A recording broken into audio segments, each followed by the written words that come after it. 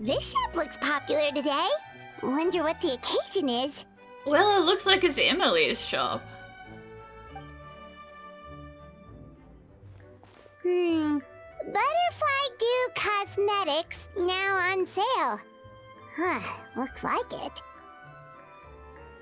Oh, Sigewinne's here too! Hey there, Sigewinne! Hello there, Traveler and Paimon. I hope you're keeping yourselves fit and healthy. You bet we are! So anyway, what are you doing here, Sigewinne? Strong arm Paimon. The Duke insists I take regular vacations in the court of Fontaine. Well, yeah, you definitely would not take time off ever if it wasn't, like, forced upon you. I feel like you don't believe in vacations. This one just so happened to coincide with a promotion for a new skincare product, so I came over to take a look. I like to keep up with the latest industry developments when I can, to help me with my magazine articles. You're what? Wait, you write? For a magazine? Which one? It's called Beautés en Fleur, and it's run by the Fontaine Beauty Association. I've done lots of articles about skincare for them, using the pen name Maritime Flower. Oh, wow! You're a Maritime Flower? If Paimon's not mistaken, you're one of the leading figures in the Fontaine Beauty Association! How do you know that, Paimon? What? What's so weird about that? Everyone loves beauty! I mean, it's your allowance. You can spend it on whatever you want. I just didn't expect it to be beauty magazines. I really like this role. The staff at cosmetic shops are always so polite. And as long as I wear a big smile on my face, I always get the best customer service. Well, they sure don't want to make an enemy of the Maritime Flower. Obviously, it's because of Sigewinne's love for beauty. Still a leader of the Beauty Association? That's incredible. The truth is, I study this field because I cherish my own appearance. It has nothing to do with being beautiful or not. Oh, the words of a master beautician defy comprehension! Oh, wait, you're saying that natural beauty is the highest form of beauty, right? Well, in that case, you don't need those beauty magazines, Paimon. Not really. Actually, Melusine aesthetics are very different from human ones. We don't view humans based on their appearance. If I had to describe our approach, I'd say it's based on cuteness. Except that's a very arbitrary... that's a very arbitrary kind of thing to say, and very subjective. Oh, really? Yep. Still, I really value my current appearance, and in the process of taking care of it, I've ended up learning quite a lot about skincare and stuff. It turns out, my knowledge and experience is pretty popular with beauty product lovers. It came as a big surprise to me, though. Oh, Paimon gets it now. But speaking of your appearance, how come you look human anyway? Are you, like, only half Melusine? You know, asking the important questions. But also it is rude to ask that out in the street. Sorry. That was probably really offensive, wasn't it? We want to know, but you also just can't walk up to someone in the street and be like, hey, what's your deal? No, I don't mind. I'm not mixed, though. I made a decision to turn myself into this form a very long time ago. If you're interested, I could tell you the story. A shape-shifting story? Oh, heck yeah, of course we're interested!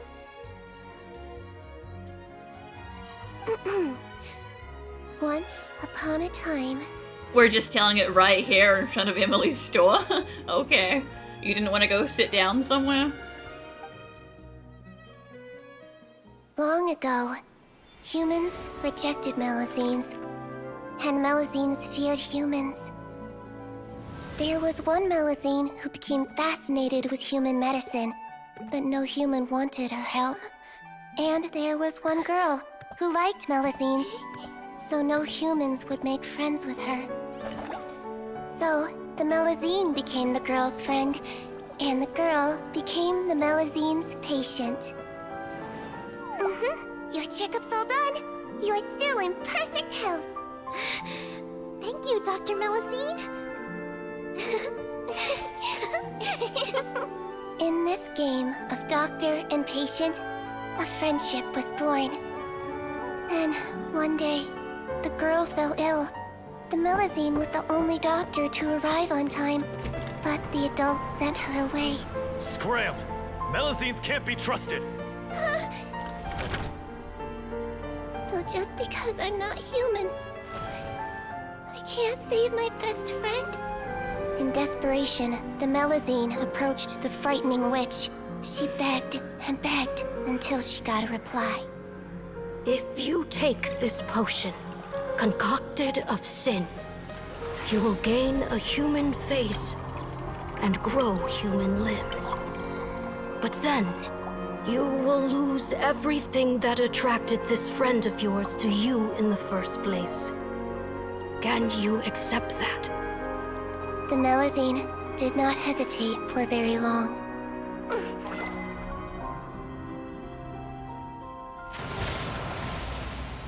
On a rainy night, a little doctor knocked on the girl's door. The doctor wore a hood and raincoat, maybe to protect her from the rain, but maybe also to hide a secret. The little doctor held the girl's hand and treated her illness, just as she had so many times before.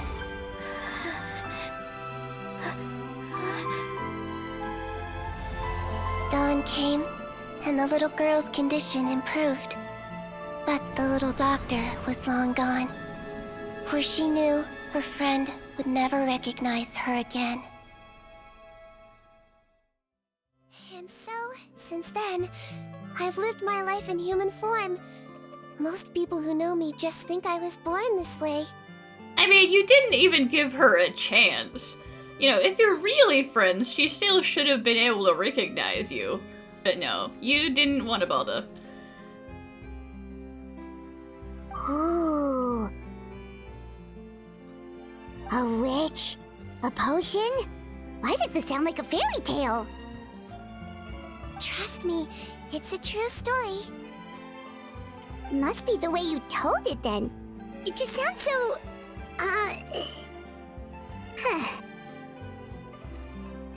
Yeah, not every Melazine would take human form to save their human friend. That must have been a huge decision. Treating patients is a doctor's duty. We must always find a way, even when the going gets tough. Ugh. It's so crazy that they turned you away just because you were a Melazine, especially when their daughter was so sick. Well, sometimes appearance can be a real barrier. But that was a long time ago. I like how I look now anyway. I run too! You're super cute this way. Attention customers! Thank you all for waiting. Now, on behalf of our skincare partner, I'm delighted to announce that our exciting new product is now officially on sale. Well, there we go. Let's have a look, shall we? Oh, Paimon, if you want to buy any skincare products, I'll be happy to give you some suggestions. Listen, she doesn't need any, and I'm the one who's gonna have to carry it around. Really? Personal advice right from a leader of the Fontaine Beauty Association? What an honor! Allow me to introduce our newest skin lotion, Butterfly Dew.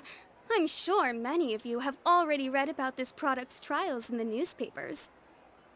To say that it improves skin quality is an understatement. This product gets its name from the way it transforms your skin and makes it glow anew, like a butterfly emerging from its chrysalis and spreading its wings for the first time. We are thrilled to have the inventor of this fantastic product with us here today. Please welcome Mr. Rawat, a researcher from the Fontaine Research Institute. Now, without further ado, I'll hand over to Mr. Rawat to tell you all about what Butterfly Dew can do for you. It's not an Emily official product, so that means this guy immediately suspicious. This might be poison. Just saying. Just getting it out there. I don't trust any beauty products and perfume and whatever that comes from the Fontaine Research Institute. They have a bad track record of stuff. Thank you. Hello everyone, I'm Rawat, and I developed Butterfly Dew. Wow, what a looker. Ma'am. He's a researcher? Wow, he's really challenging the stereotype. I mean, is he though? It seems that everyone is surprised by my entrance. Or should I say, my appearance. I'm well aware that researchers are generally better known for their brains than their dashing good looks. In that regard, I do believe I break the mold somewhat. Wow, it is very rude of you to just be like, all researchers are ugly, but not me. I'm great. Of course, appearance is a skin-deep way of defining a person. And yet one's appearance can be a very real set of shackles, holding a person back in their life. It can rob a young person of their self-confidence when applying for a job, dissuade a young lady from approaching the one she loves. Our actions are at the mercy of our appearance, and we slowly become the very person that the outside world sees us as. But what if I told you that those shackles can be broken? If our appearance prevents us from changing, then let us first change our appearance itself. Wash away moles, birthmarks, and wrinkles, and they can no longer rob us of our confidence. Replace them with luster and radiance, and we shall never again hang our heads in shame. Already kind of sus there. What do you mean wash away birthmarks? That's not... No. That's not the kind of thing you should be doing to yourself. That is why Butterfly Dew exists. Its mission is to allow us to shed our pupae, undergo a complete metamorphosis, and embrace a new life. Well, whether it actually works or not, after that speech, Paimon's already sold! We're not buying any. Unless it's to take it to an actual other scientist to have it tested. Mr. Rawat, could I ask if you've used this product yourself? Is that why you're so handsome? Of course, I tried it many times while I was testing it. You can consider me a product ambassador. Wow, then it's sure to work! So easily influenced. Still, I don't expect to convince you just by blowing my own trumpet. So, could I get a volunteer from the audience to try it out? Oh, Paimon volunteers! No, Paimon, no.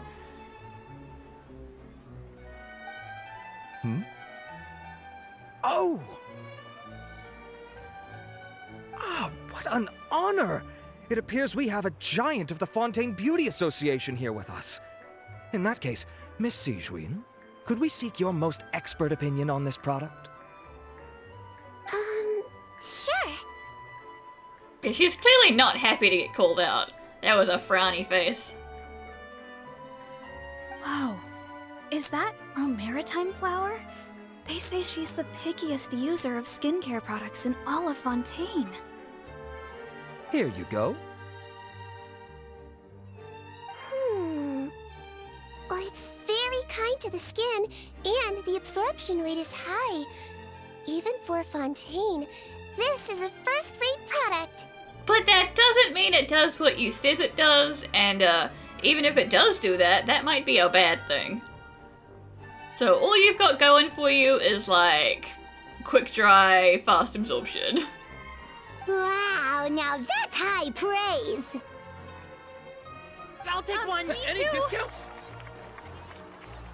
All right. Well, all that remains for me to say is, Butterfly Dew is now on sale!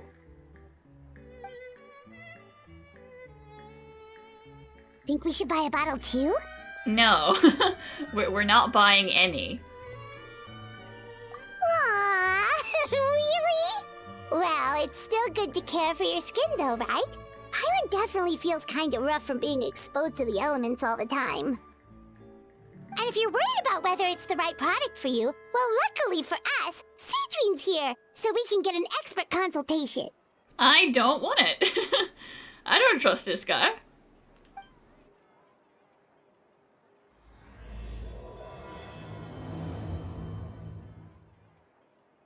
Aw, I wish I'd saved up my pocket money.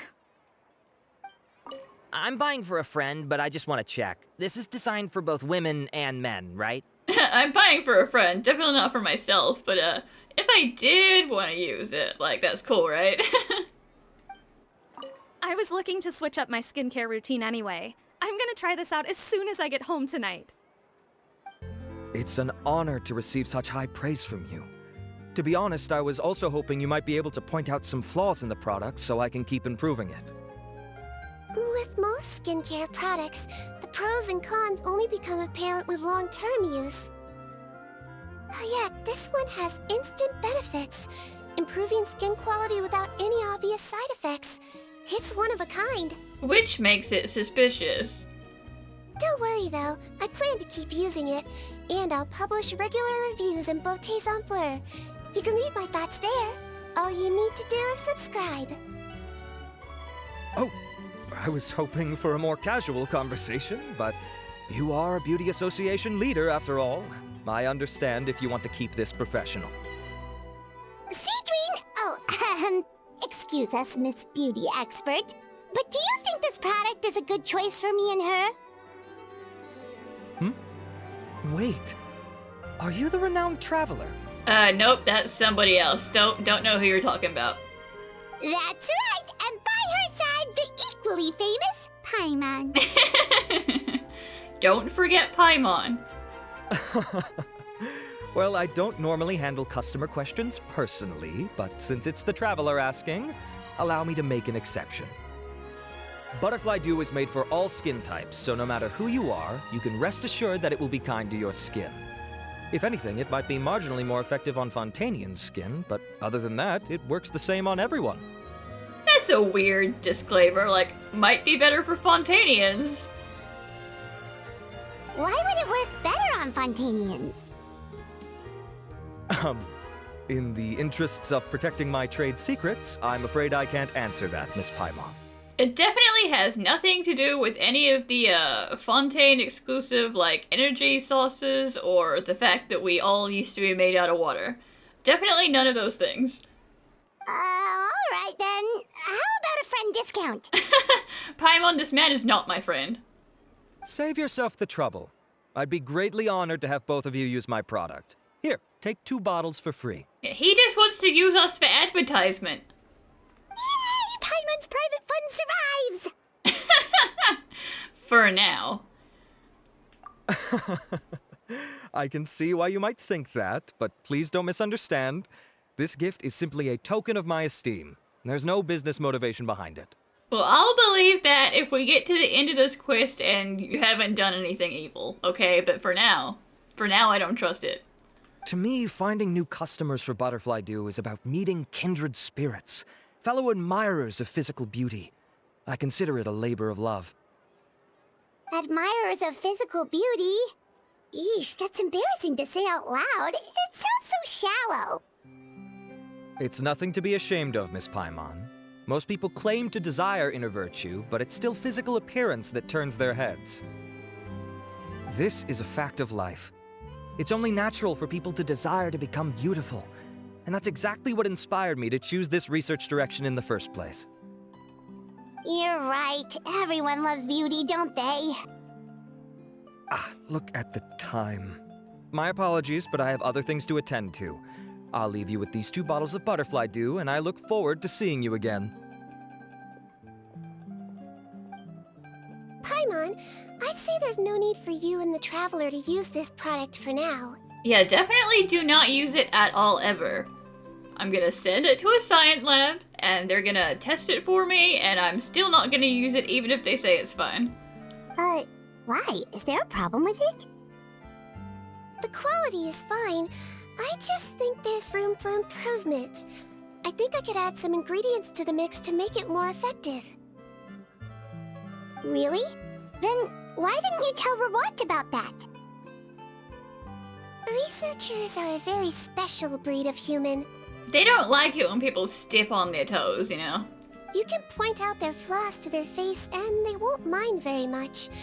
But if you tell them that someone else could do a better job, ooh, now that'll make them really upset. If I'd mentioned it, he probably wouldn't have given you those 2 bottles for free. Ah, fair enough, that makes sense. But also, you definitely should not tamper with the formula without knowing what's actually in it. If you're interested in the more effective version, I can write up a list of ingredients for you. Just come get me once you've gathered them. When you say more effective, you mean it'll make Paimon even prettier? Ooh, how can we say no? Come on, Paimon. You don't need that. As for me, it's probably time I got back to the Fortress of Meripede. I mustn't leave the infirmary unattended for too long. Alright, see you there then! Whoa, the infirmary is packed! Please, you have to believe me. I saw it with my own eyes last night. Another me! He looked exactly like me. Got it? Okay. I've written down everything you told me. Now, I have a few tests to run. Take a deep breath, and don't worry. It's nothing to be nervous about. Yeah, I believe that you think you saw what you saw. I'm just gonna do some tests to see if you were hallucinating. First, which finger am I holding up? Your index finger, but I'm telling you, my mental state is fine. I'm not crazy. Very good. Now, on to the next. Hey there, Your Grace. It's been a while, huh? Ah, it's you two. Indeed it has. I would offer you some tea, but I'm afraid the timing is unfortunate. Duty calls. No worries. Actually, we were looking for Sigewinne. Do you, know what all of this is about? This inmate came running to the guards in a panic, claiming to have seen his exact doppelganger. A doppelganger? Doesn't that just mean someone else kinda looks like him? And that's what I thought when the report first reached my desk. But we've inspected our records. No one even vaguely resembles him. Considering how certain he is of what he saw, I can only surmise that he's having some mental issues. So I brought him for a medical evaluation. All right, very good. Take a sip of water and rest for a bit. Evaluation complete. I couldn't find any symptoms pointing to a physical condition. I see. So do you still believe there's more likely to be an issue with his mind than his body?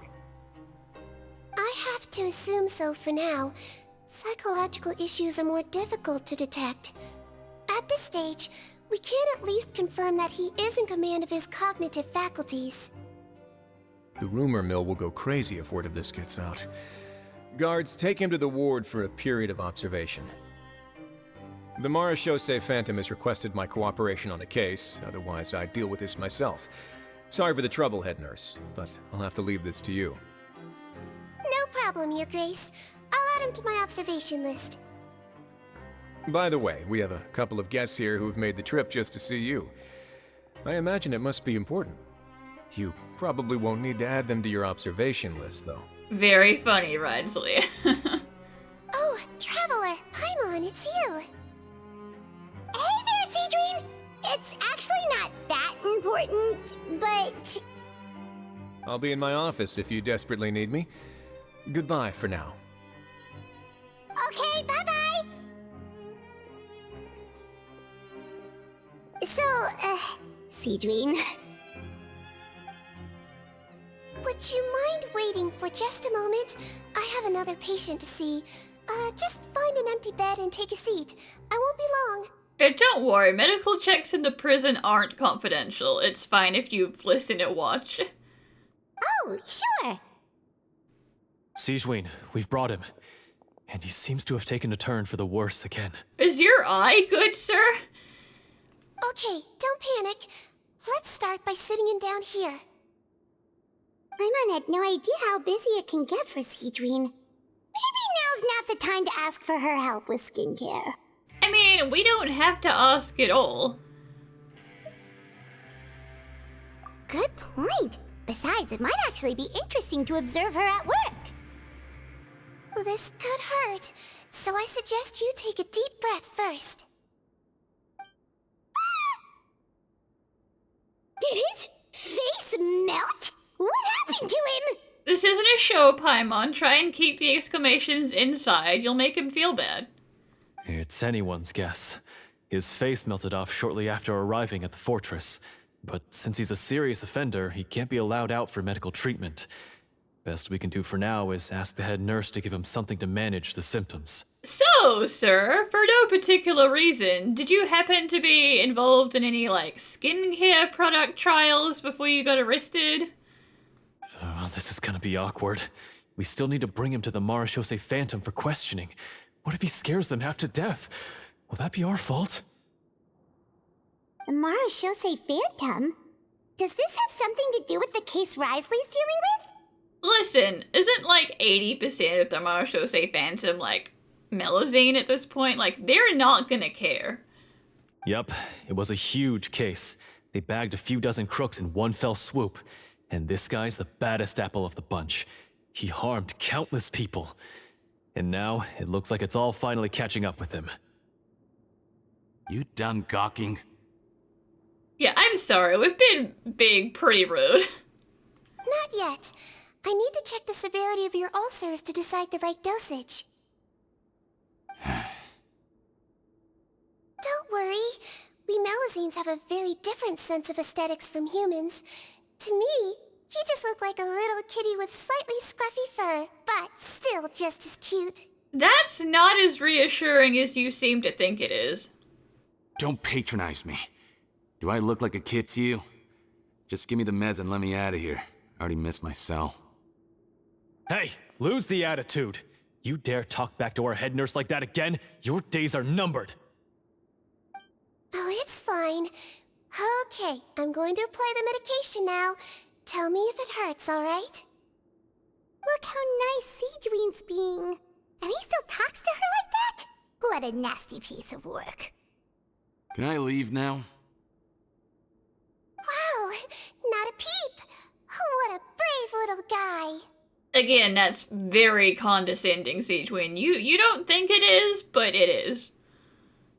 Thank you, Sigewinne. And I apologize for the trouble. So, Traveler, Paimon, did you bring the ingredients? Yeah, I killed that crab you wanted me to kill for some reason. We did, but we don't want to interfere or anything. You're busy saving lives here. Oh, don't be silly. I agreed to it, didn't I? Just hand me the ingredients, and I'll make some time to whip it into the improved version for you. Take a rest here if you want. Or, if you're not tired, I hear they're holding a new pancreation tournament in the administration area. Or alternatively, is there anything we could help you with, Sigewinne? That's right! Let us help you out! It's the least we could do! Besides, they never let me join the pancreation tournaments. Good point. Kind-hearted humans start to develop guilt if they accept free help from others. Don't worry. I'll take a look at my schedule. I'm sure I can find something to treat this condition. I gotta warn you, though. It'll be tiring work. So I suggest you take a break first, then come back and see me when you're ready. We're ready, Sigewinne! What's our first mission? I found the perfect job for the Traveler. First, I'd like you to lie down in this bed. Are you just gonna tell me to take a nap?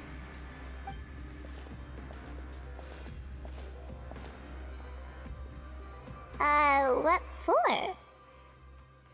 I need you to pretend to be sick.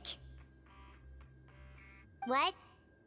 We doing some practice tests here? Oh, is it that difficult? I thought you did a pretty good job last time. Excuse you, I did swallow some, like, expired, gross, weird potion monster last time, okay? I was genuinely ill. Not with an illness, but I was unwell. Oh, so you knew. Of course she did. I sure did. She was way more interesting than the usual malingering inmates. When you played along very well, Paimon, I observed you two for quite a while after that.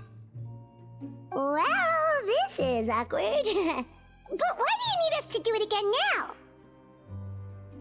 No time to explain. My next patient will be here any second. Oh, please, just do as I say.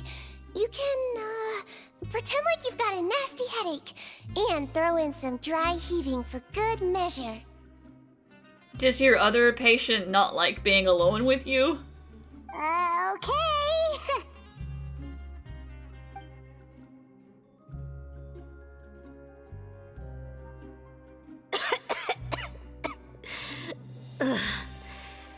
Hey, Doc, it's me. I'm only here because my mom won't stop pestering me about it. So annoying. It's so annoying that my mom doesn't want me to be sick anymore. God damn. Well, your mother has enough on her plate with a busy job. Well, the last thing she needs is to worry about you being sick as well. I know. I shouldn't treat the place like a playground. Shouldn't go swimming in the lower levels where we join up with the sea, because it'll give me a cold and distract her from her work. That's just a bad place to go swimming, period.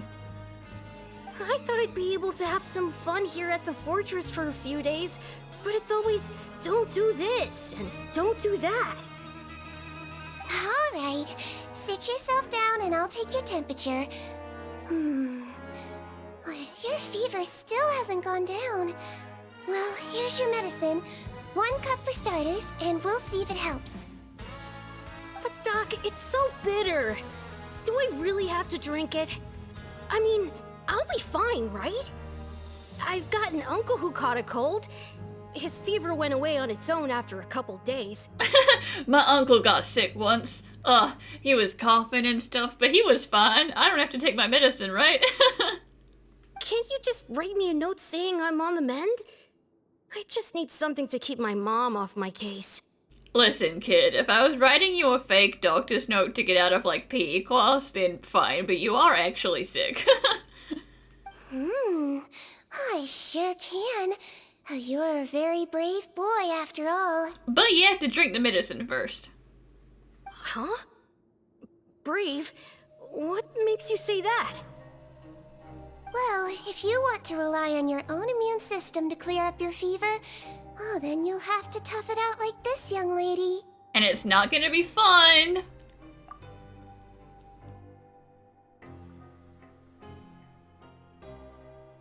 Hang in there, traveler. Are you gonna puke? Paimon can get you a paper bag.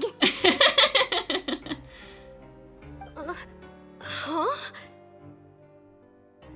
As long as you're tough enough to get through the nausea and dizziness caused by the high fever, you'll be right as rain after just a few days' rest. And if I'm not tough enough? Oh, I'm gonna die. Hey, wake up! Wake up! Put it this way, at least you'll never have to see the doctor again, right? You don't have to see a doctor if you're dead. I think maybe I'll take that medicine after all, if that's okay. This kid's gonna be traumatized for, like, at least 2 years. Like, he'll grow up and be like, wait a second, you don't die from a common cold, but... Oh, of course. Here, it's still warm. It's so bitter. I mean, hey, maybe you should stop swimming in the ocean. All done.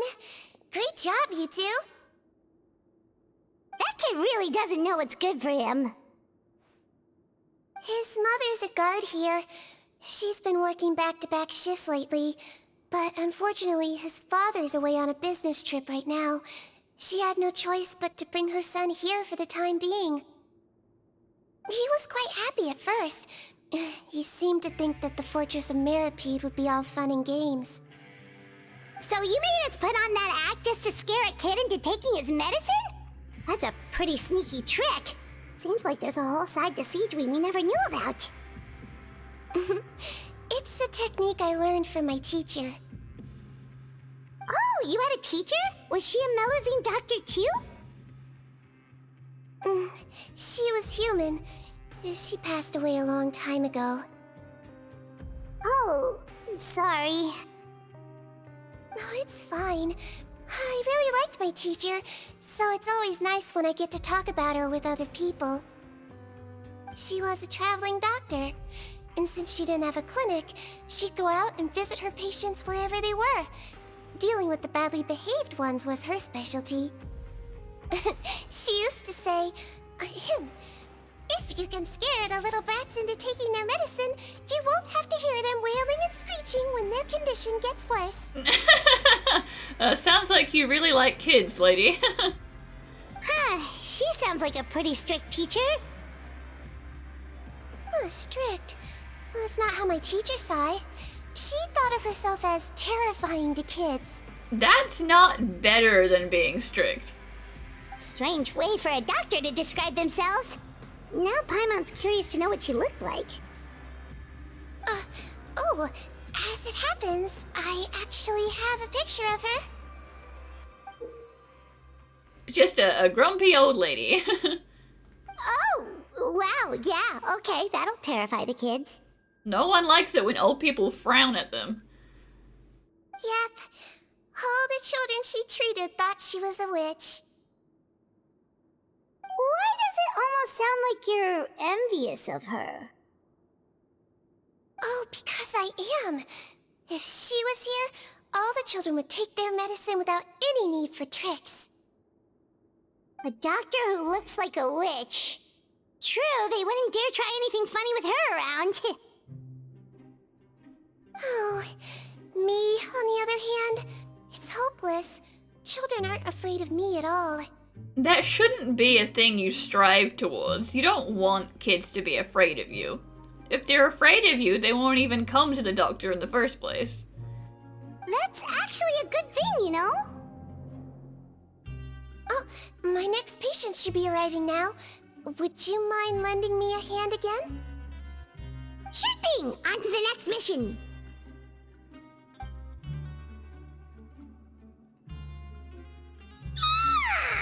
Is it nighttime already?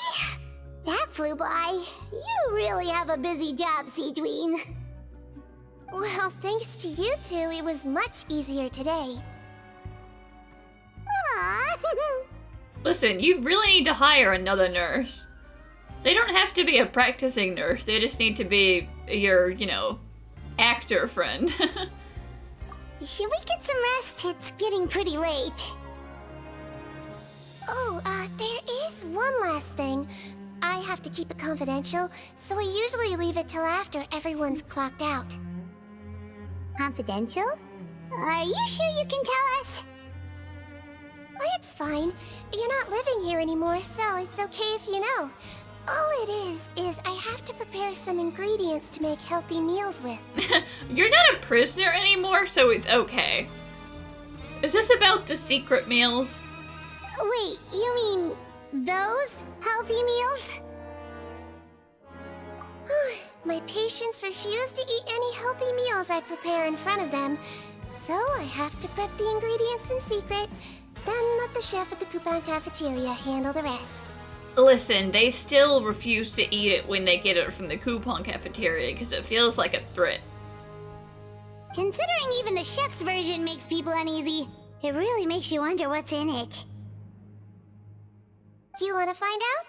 I can teach you how to make it. That way, if you ever suffer from exhaustion on your future travels, you can prepare a healthy meal for yourself. It's really good for you, you know. You know what? I think I'm good. Sure? Guess we can help out one more time.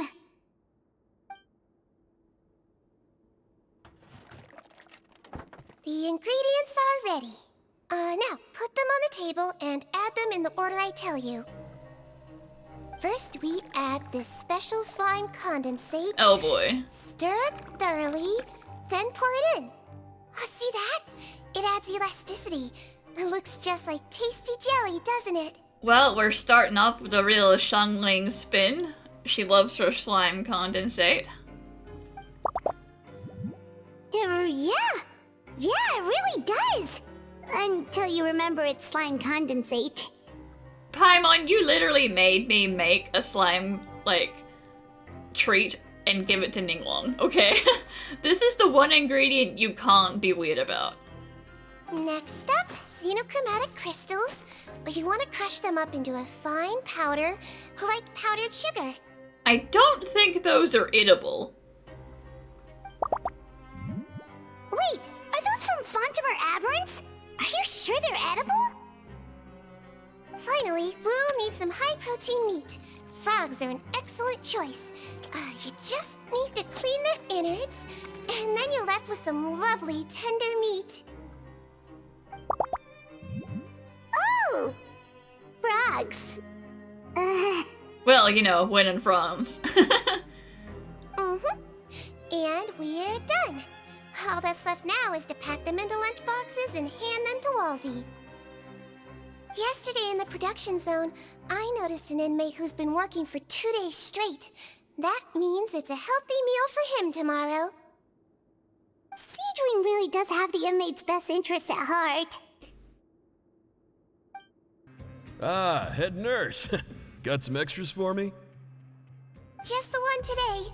The serial number's on the lid. Sounds good. I'll make sure it gets delivered. Sounds like they're talking in code.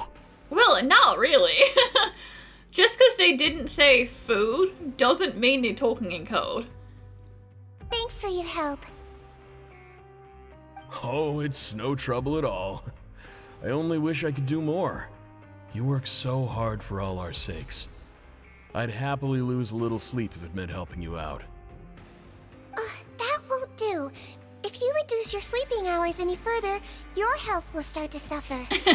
Careful, Woolsey. If you get on her unhealthy life list, and you're gonna have to eat the frogs. Alright. Nurse's orders. I'll do as I'm told. But you take care of yourself too.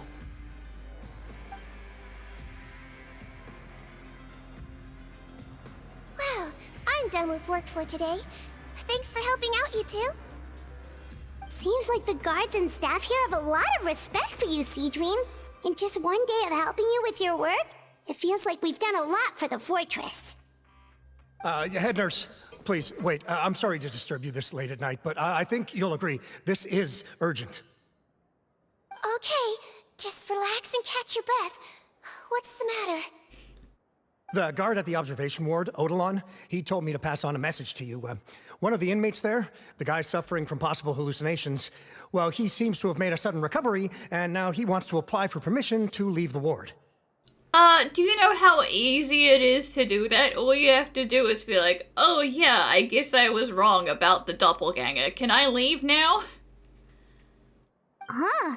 Already? You were right to tell me. I'll have to examine him and make sure he's well before we discharge him. Looks like we've got one job as medical assistants left. We'll come with you.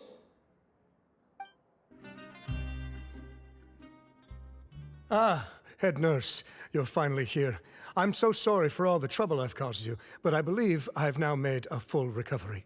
Well, considering you didn't believe that you were hallucinating in the first place, you would have thought you were fine from the get-go.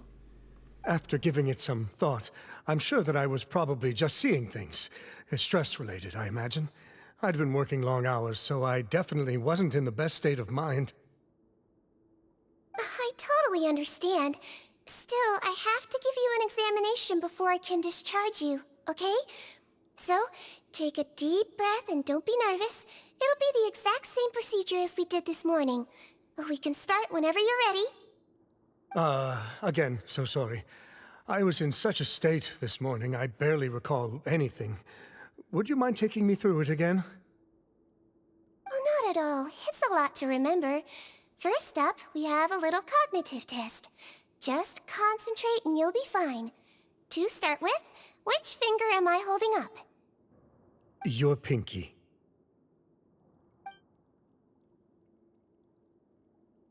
All Alright, all indicators seem normal. So it was a stress-induced hallucination after all? I don't buy it. Well, we've certainly had previous cases of mental illness caused by overwork, which is why I carefully observe everyone in the production zone. I wonder how I managed to miss the signs this time. Please, head nurse, you shouldn't blame yourself.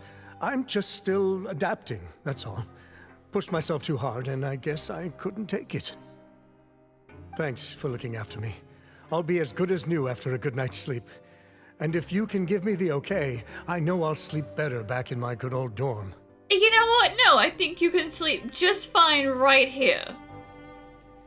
It can be difficult to relax in an unfamiliar environment. Alright then, you can leave the ward.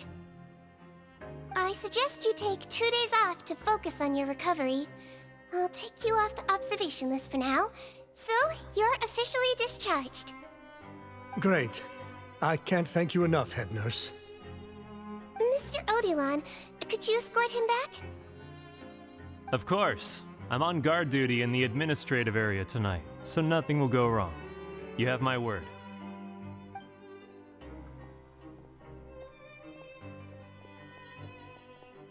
Guess you're finally done for the day now, huh? Yep. But I still haven't gotten around to making that improved lotion for you yet. Don't worry about it. We literally do not need it. Oh, no rush! Seriously, it's super late now. You should go get some rest too. Well, tomorrow it is then. Good night, Traveler. Good night, Paimon. Hope you sleep well. Back in your old prison bed. Oh, don't you worry. We will. After a productive day of work, we're both gonna sleep like a log. Yeah, sleep tight, Sigewinne. See you tomorrow. Whoa, how is the infirmary even busier than yesterday? We got any more face melting guys? Good morning, Traveler and Paimon. I have a few people here for a checkup, so you might need to wait for a while. No problem. Anything we can do to help? There's a bit of a complicated situation here. I'm still getting to the bottom of it myself. You have to believe me. I'm telling the truth.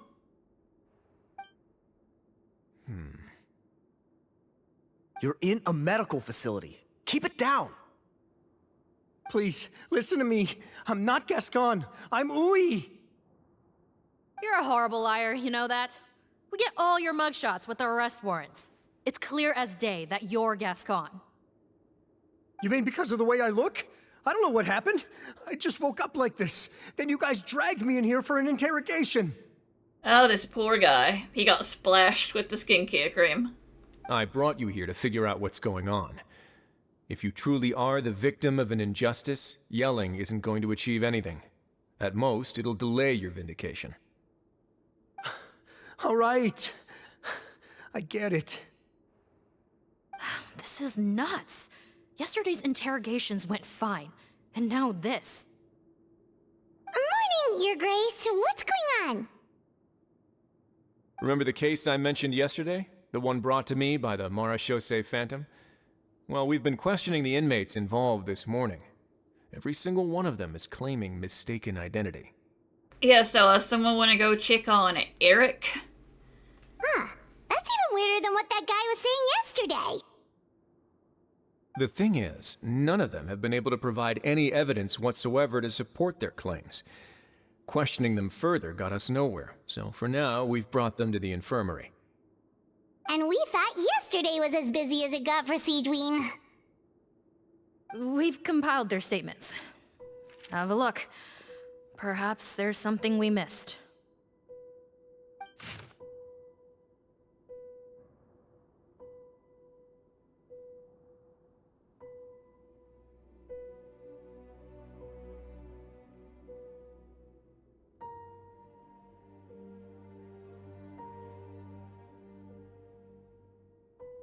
Well, poor Eric, I guess.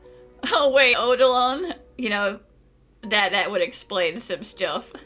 If Eric and Odilon are involved with this, then they got you while they were going for Eric. Or, no, the new Eric, the fake Eric from yesterday evening, attacked Odilon. Okay, Sylph, we gotta find quote-unquote Eric. Wait. Release? Interesting. The inmates they spoke of in their statements appear to all be due for release today. I noticed that too. If that's their plan, they're underestimating us a little. Every serious offender claims that there's someone else who just so happens to be due for release today. And they're expecting us to go along with that. All the more reason to be cautious. Lumberzar, check the release list for today and make sure no one gets processed. We're gonna need an excuse, though. Just say we're out of forms, and that we're furiously printing more as we speak. I'm on it. It's conceivable that our group of serious offenders somehow found a way to switch places with inmates who are about to be released, so they can walk out right under our noses. We did consider that possibility. But I mean, just look at them. They match the warrants, period. How could there have been a switch? Only if they're dead ringers for the inmates due for release, I suppose. I gave you that name list yesterday to assist in your investigation. Did that help? Yes, the inmates' mugshots were attached to the list.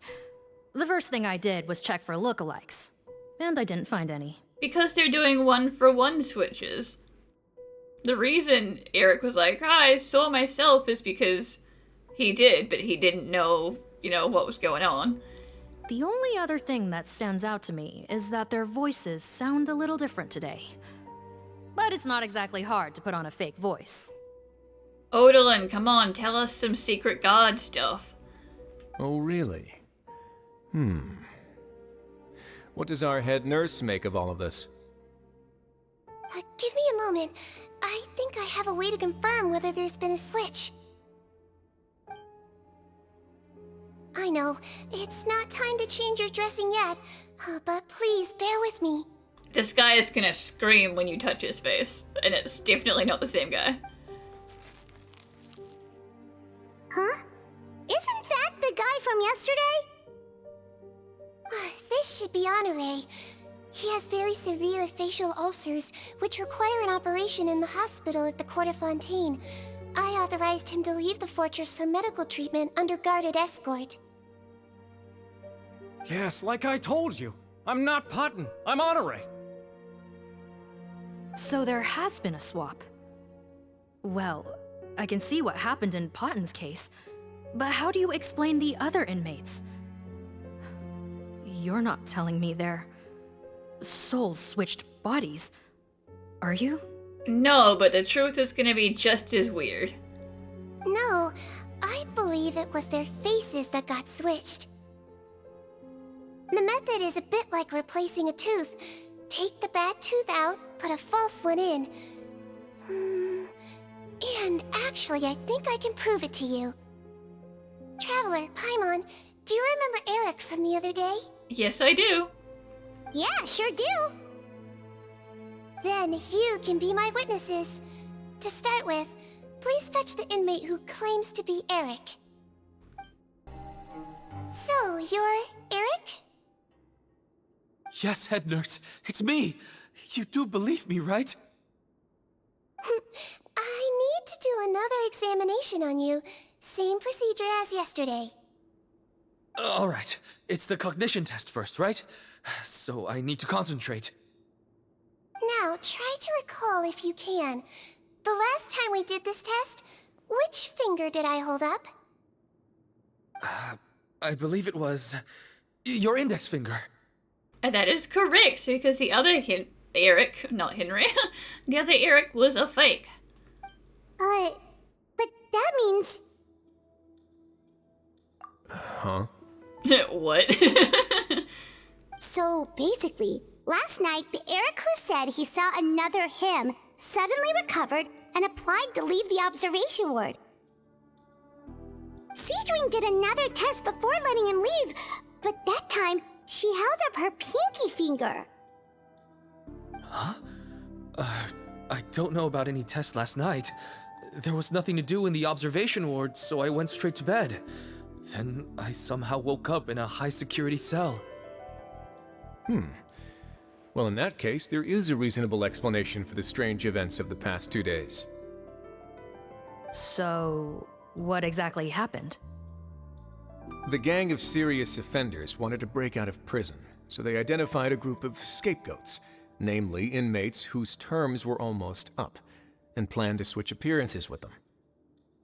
Last night, when Odilon was on duty, they ambushed him and had one of their group switch appearances with him using their face-swapping method. That allowed them to avoid scrutiny from the other guards. Then, once all the other inmates were asleep, Odilon spent his night shift carrying out the remainder of their switcheroo plan. However, they made one mistake. Henri changed his appearance to match Eric's earlier than he should have done, and ended up being spotted by the real Eric. Real Eric came to the guards for help, but we didn't know then what we know now, so we put it down to hallucination and sent him to the observation ward. However, since one of the gang members was posing as a guard, they simply changed real Eric's appearance and had their Eric take his place, muddying the waters even further. Right, because I put Eric on the observation list by then, and no inmates on that list can be processed for departure until I've discharged them. Hence why the imposters had to pull that little stunt to get fake Eric off the list. Yeah, it all makes sense now! The Duke cracked the case! Well, I can't fault the reasoning. But I'm afraid that we ruled out the possibility of face switching very early on in this process. But you don't understand how they're doing it. Obviously, they're not like wearing masks, okay? That's easily ruled out, but there's other stuff. Criminals altering their facial appearance to commit crimes is nothing new. In fact, one of the explicit duties of the Malazines in the Marechaussee Phantom is to identify criminals in disguise. We carefully examined all the suspects, and there is no evidence that any means of disguise were used in this case. Huh. Well then, how do we explain all this? So far, it seems more likely that the gang stole documentation belonging to the inmates due for release, and are using that to commit identity fraud. Actually, there is a potion that can completely change someone's appearance. If they use that, even a Melazine wouldn't be able to detect it. A shape-shifting potion? Forgive me, head nurse, but this is the first time I'm hearing about it. If such a potion truly existed, it would jeopardize our entire investigative process at the Marechaussee Phantom. Are you certain of this? Listen, Morgan, look her dead-ass in her human-ass face and tell her that she's lying. Yes, I am. But... Please, trust me in my professional opinion as an experienced clinician. At the same time, without any solid evidence, it's pure speculation. If we can round up all the inmates suspected of switching places, then have a little talk with both sides, we might just get our answer. Yep, let's do that. A little talk, which may devolve into talking with my fist, but we'll start with talking.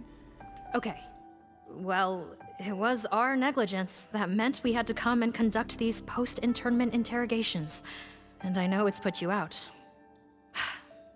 We'll do it your way. Your Grace, bad news. I paused the releases like you asked, but we were too late. A bunch of people already got processed 2 hours ago. I checked the list, and sure enough, it's all the people who gave statements. Well, time to go chase him down. 2 hours ago? That's before today's interrogations began. They had this all planned out. So there really was a switch after all. They really pulled the wool over our eyes on this one. We should be able to catch up with them if we leave now, right? You know, unless they have another stash of switching potion and they just used it as soon as they got out. Not if that potion is real. They can just switch faces again after leaving the fortress. And if the Maréchausse's Melusines can't even spot them, we wouldn't know where to start searching. Yikes!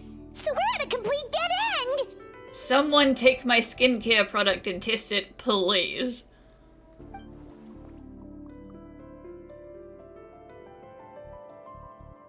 Well, technically there is one more lead we could follow up on. We were only able to arrest this gang thanks to the help of a researcher from the Fontaine Research Institute. I believe his name is Rawat. And he's definitely not the one helping them break out, guys. It's totally a different person. Oh? Rawat? Isn't that the handsome guy we met at that skincare promotion? Handsome? Maybe from a human point of view. I just remember that he specialized in potions. One of the crimes this gang is charged with is the manufacture and sale of illicit drugs. According to Mr. Rawat, they appear to have stolen technology he developed through his research and used it in their operation. At first, he thought it was a typical case of intellectual property infringement, and he tried to negotiate with them. But once he discovered their criminal operation, he reported them to the authorities. Thanks to his report, we were able to swoop in and arrest them all in one go. What a hero! Bet that took courage on his part. Suspicious. No doubt.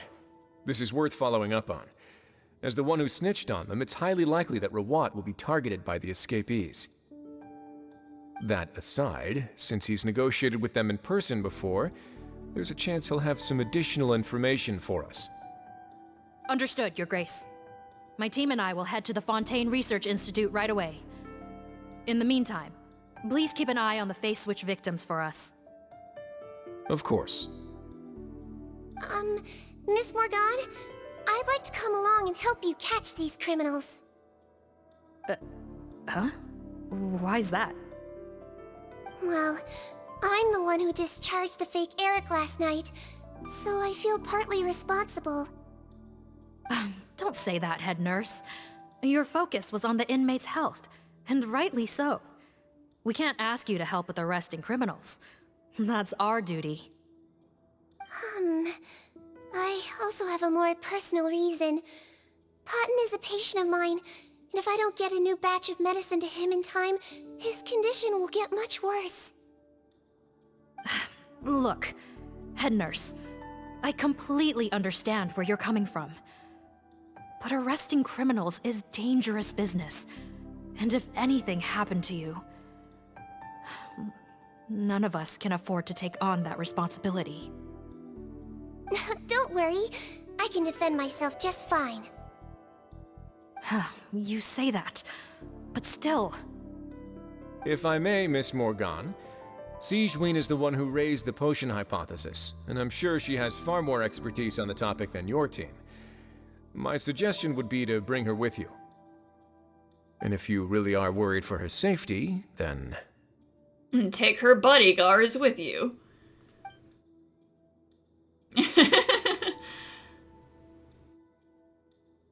Ah, there you go, right on cue. Knew I could count on you. Yeah. Okay. Well, since this plan has the Duke's blessing, far be it from me to refuse. We should head off immediately. Time is of the essence. Greetings. Sorry to impose, but I'm afraid we're here on urgent business, and we're gonna need you to cooperate. The Maréchaussé Phantom. Let me guess, you're investigating some more legal research? Not this time, no. We're looking for a researcher. Do you know where we might find Mr. Rawat? Rawat. Oh yeah, Mr. Handsome, right? He actually doesn't work on site here very often. There's a handful of researchers in the nearby area who know him pretty well, though. You can see what they know. Just a handful? Paimon figured he'd be the most popular guy around. Well, no, not if he likes to flaunt himself.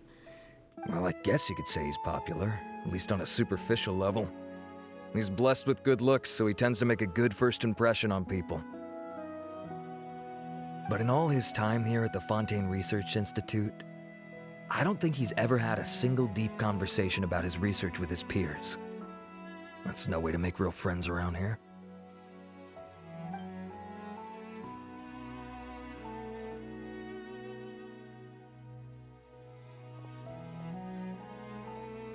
That's so weird.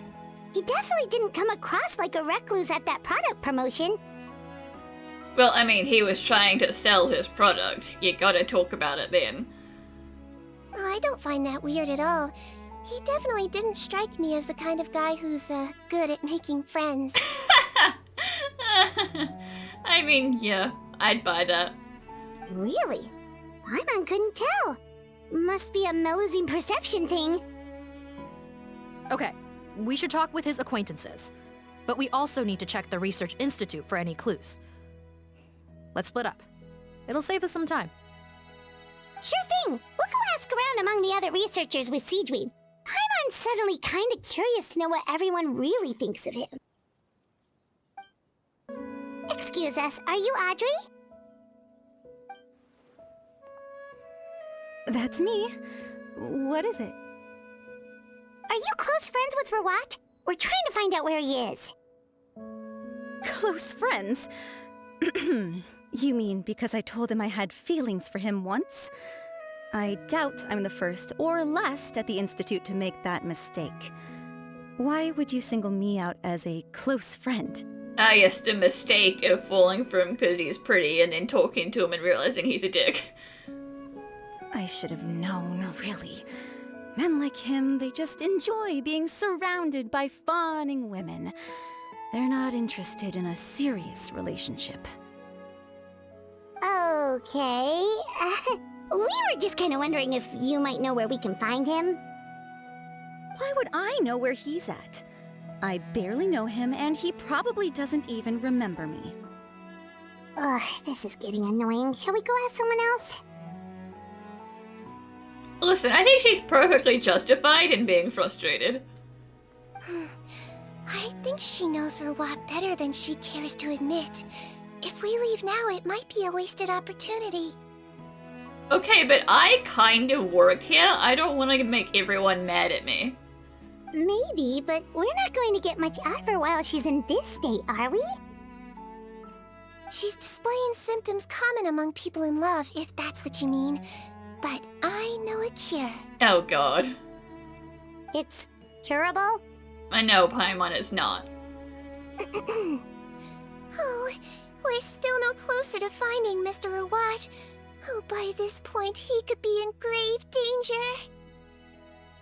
danger. Danger? Wait, why are you looking for him again? Oh, that's right, yeah! The Marechaussee Phantom said that he's been targeted by some pretty bad people. We need to make sure he's safe. What? How has this happened? He seemed fine when I last saw him, and that was only a couple of days ago. Just happened to run into him, of course. Oh, I see. Well, do you have any thoughts on where he might be right now? Okay, but this is purely out of concern for his safety. If he's not at the Institute, he might be at his mother's place. I heard she raised him alone, that they had it pretty tough financially, and these days she's housebound due to illness. He makes regular trips back home to check on her. And how do you know that? Oh, okay. Do you know the address? Nope, sorry. I only found out the thing about his mother because it came up in conversation once. I was just trying to find out more about him, so I could get to know him better. When I told him I had a crush on him, I offered to help him take care of his mother. And yeah, maybe that was a stupid idea, but did he really have to yell at me for it? It's like, fine, I can take no for an answer, but what's with the temper tantrum? Unbelievable. These guys only want to show you their charming, well-groomed exterior. They can't stand it when a few home truths shine through. Looks like her love syndrome is flaring up again. We need to find out Mr. Rawat's mother's address. Let's check with the Marechaussee officers when we regroup. Cool, sounds like a plan. Hey there, are you in Teeb? What do you want? We're here to ask about Rawat. Any idea where he might be? We were told you were pretty close with him. Close? Not sure that's the word I'd use. He wouldn't even let me use his patent. Huh? It's been a good few days since I last saw him. I don't know where he's at. Go ask someone else. Would the patent in question happen to be related to the new skincare product he developed? Yeah, kinda. Butterfly dew, or whatever he calls it. I heard he made a tidy sum off of that one. Okay, now we're getting somewhere. Keep going. Most of the other researchers here focus on mechanics, energy, stuff like that. I get why he wouldn't be interested in having anything to do with them. But I'm studying coatings. There's a huge overlap in our areas of research. Why would he refuse to work with me? I bought his product once and noticed it contains a unique substance that might have applications in coatings too. If it worked out, I could probably make as much as he's making. Don't get me wrong, I had no intention of plagiarizing his work. I was hoping to get official permission to use his findings in my own research. Followed the proper procedure. It was all above board. I would have had to pay him a license fee and everything.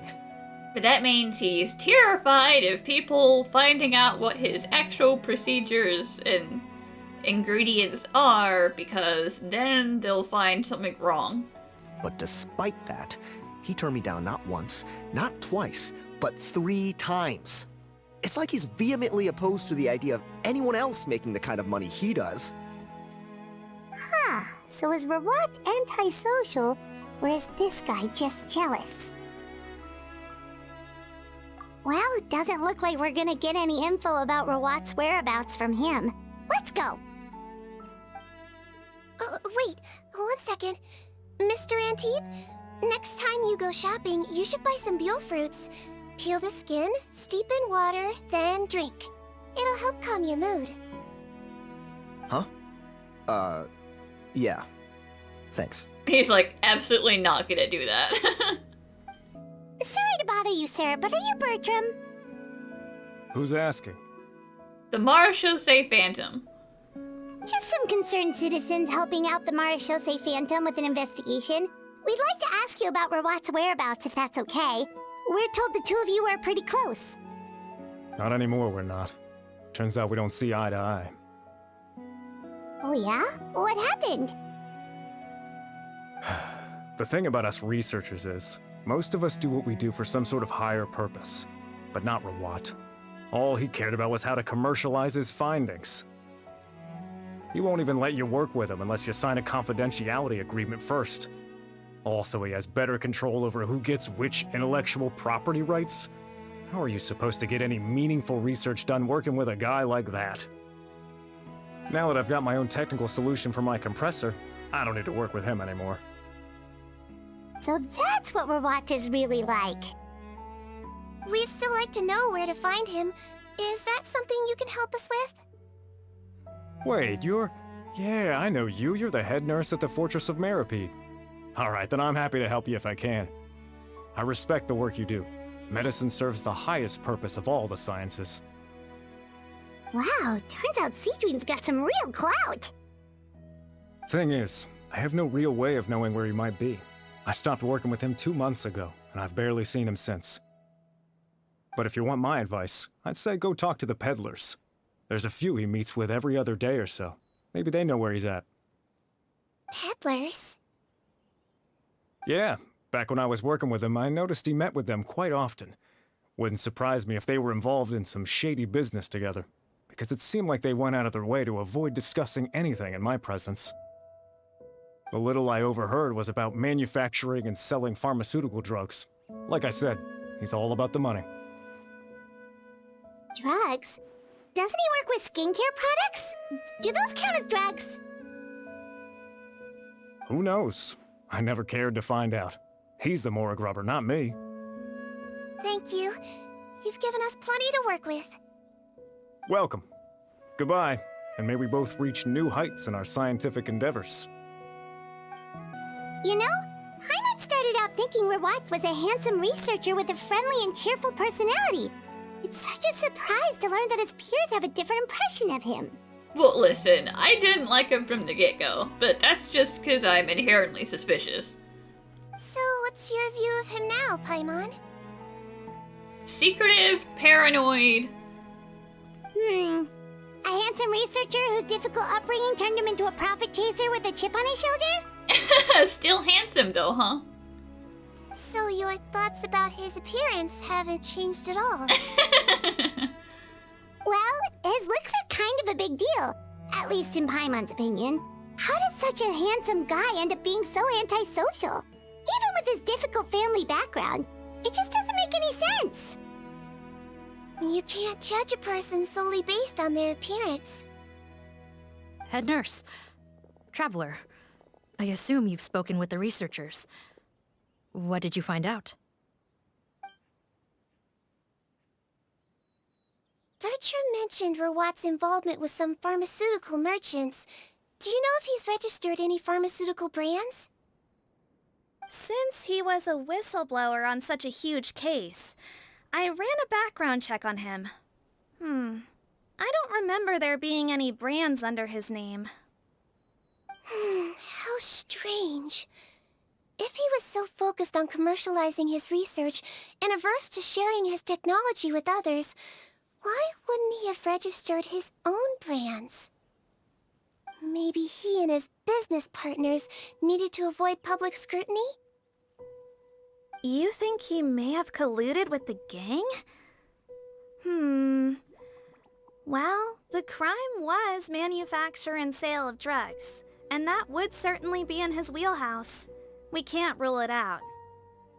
Isn't that pretty unlikely, though? He was the one who blew the whistle on them!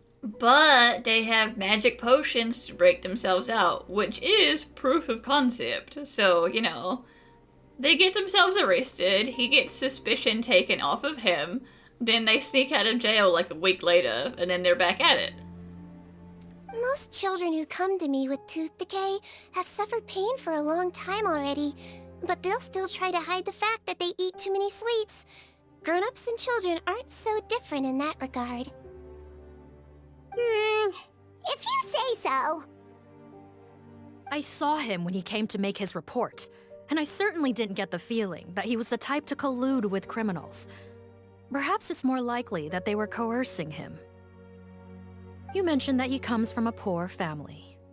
So, it's possible that the criminals approached him asking for academic support, luring him in with the promise of riches.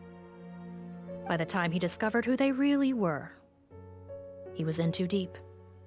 They had leverage on him, so he was forced to keep working for them. I've seen it happen many times before. That does make a lot of sense. It would definitely explain why he was so unwilling to cooperate with his fellow researchers. You're letting your confirmation bias get to you, Morgan. No wonder he's so unsociable. He must be on edge all the time with a gang of crooks breathing down his neck. In that case, the situation could be worse than we thought. If Rawat was working with the escaped inmates, they're sure to know more about his whereabouts than us. Oh, there's a good chance they'll get to him before we do. Based on the information we've gathered so far, he was last seen 2 days ago. If no one's seen him since, maybe we're too late. 2 days ago? So he went missing right after that product promotion. That was the same day he reported the criminals, too. Not a good sign.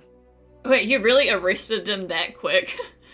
He blew the whistle, he went to do his product display, and then 2 days later they're out of prison again. Don't worry, everyone. I believe we still have a chance. Since he disappeared right after blowing the whistle, it's likely that he's gone into hiding. I doubt that. Yeah, he must have been worried that they'd come for him. All the more reason to find him as soon as possible. The only lead we have at the moment is his mother's house, which you mentioned earlier. Seath, think you can find the place? Yep. When you register a brand, the Court of Fontaine requires you to provide a legal address. The one Rawat wrote down was in the outskirts of the city. That should be the place. Okay, then there's no time to lose. Let's move. All right, this should be the house. I'm pretty sure this was the address. Okay, I'll knock.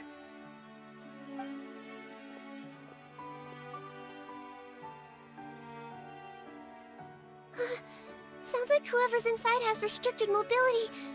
Oh, it seems serious. What's the fastest way to get this door open? Kick it down. Break the door down? No, I'll handle it. Let the expert deal with it. There'll be a mountain of paperwork if we damage a citizen's property.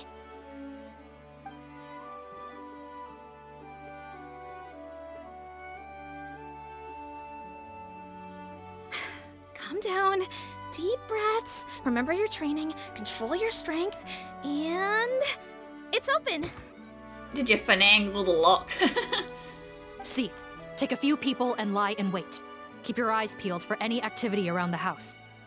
The Traveler, head nurse, and I will go inside. Hello? Anyone home? Oh, there. On the bed, there's an old lady. That's gotta be Rawat's mother, right? She doesn't look like she's in any state to be answering our questions, though.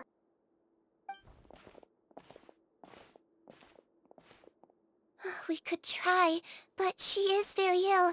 We mustn't force it. Well, doesn't look like Rawat's here. She's the only one we can talk to. Are you sure there's no secret basement? Yep. Allow me. Hello, ma'am. Might I ask if you're Rawat's mother? We are trying to locate him. Sorry for busting the door down and coming inside without permission, but here we are.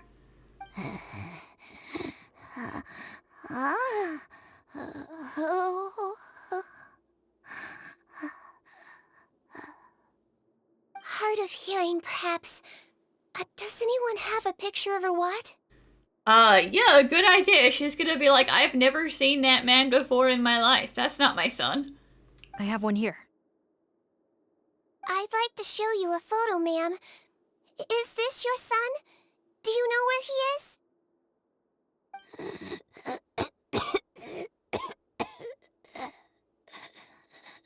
Looks like this isn't gonna work after all. Well, looks like we're out of leads. If Rawat's not here, things are looking very bad for him.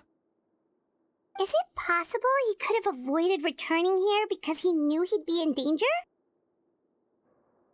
Maybe. But if so, where do we look next? Maybe we should take another look at the Institute. Yes, so. I suggest we all return there now. We found a good amount of useful information the first time, but perhaps there's something we missed. This is our last hope. Sorry, officer, but could I stay here for a while? This patient requires some care. Of course. Traveler, stay with the head nurse.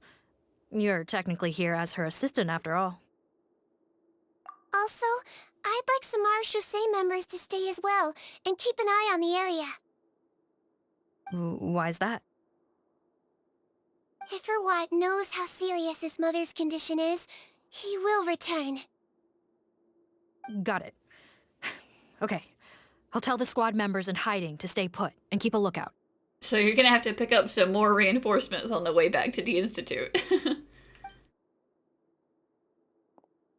Thanks for helping me out yet again, Traveler and Paimon. No problem. But when you say her condition is serious, do you mean... Yes. She is barely clinging on to life. Oh. Let me take care of a few things first. Could you pass me the towel over there? Yeah, of course.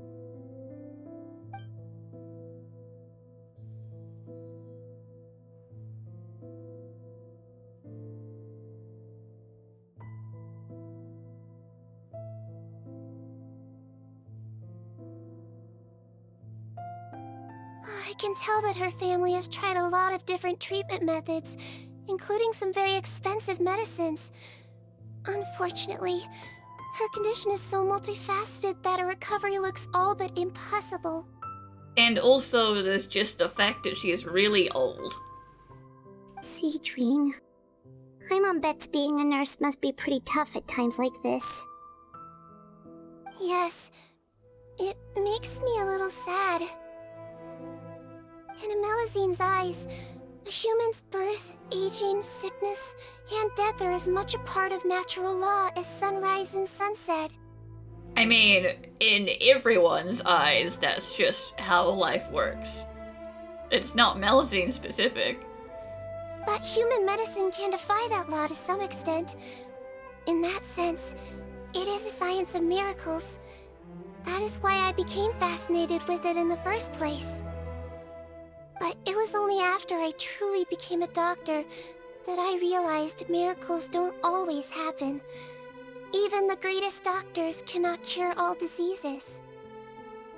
Sigewinne. Well, don't worry about me, Paimon. A doctor's duty is not to cure all diseases, but to treat whatever ailments they can. At the very least, I can lower her fever. That way she'll suffer less, and she might even be able to see her son. Yeah. All the more reason to find Rawat as soon as possible, even if we don't catch those crooks.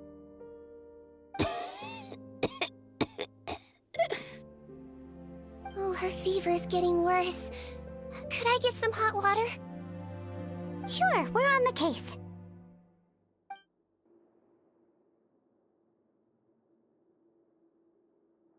Listen, this old lady wouldn't notice if a tank broke down the house.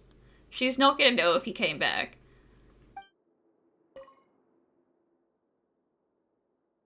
Oh, gee, I wonder why you took down that childhood photo. Is it because you don't look like the child in that photo anymore?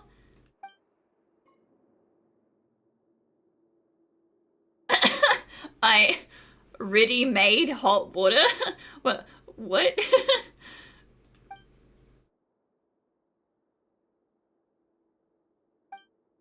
It's a secret door! Or a map.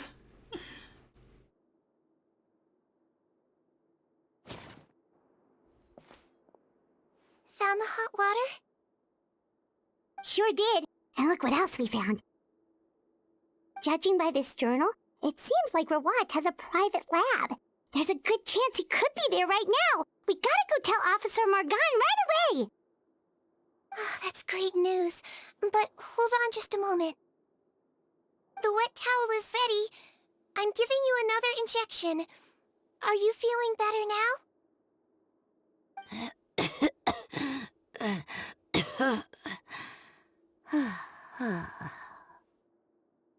It's all right. We'll go bring him back. Please hang in there. Thank you.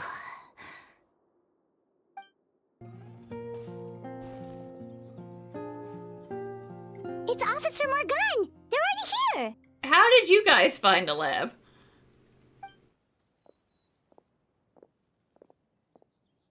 We came as soon as we heard the news. I can't believe we were so careless. The most crucial information of all was hiding right there, in that room. And we missed it. Yeah, you didn't even try and look around the house. You saw a sick old lady and you left. Don't blame yourself. Right now, we need to focus on finding a way in. There's a mechanical door over here! Hopefully the instructions in Rawat's journal will help us open it.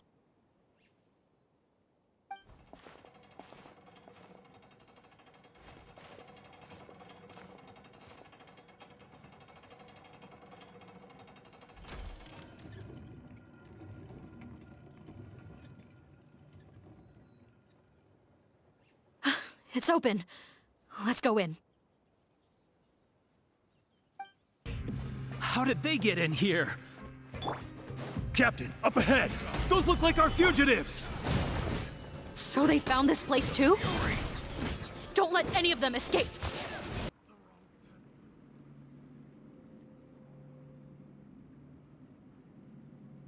Captain, according to our list, many of the fugitives aren't accounted for. There may be others hiding deeper inside the facility. Ah, so these guys were just the lookout crew. The Marachose Phantom! How did they find this place?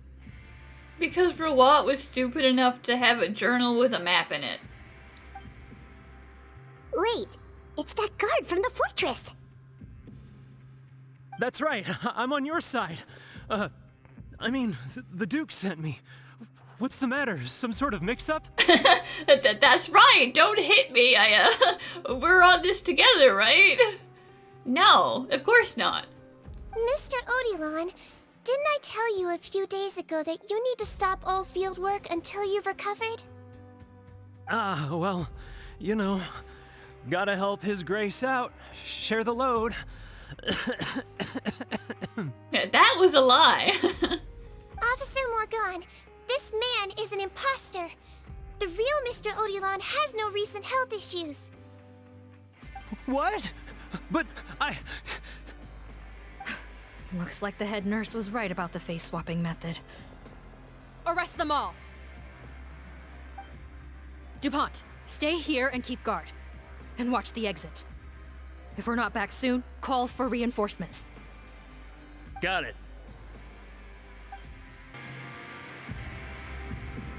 So many jars. Was this some sort of production facility? This scent, it's probably the ingredients used to make butterfly dew.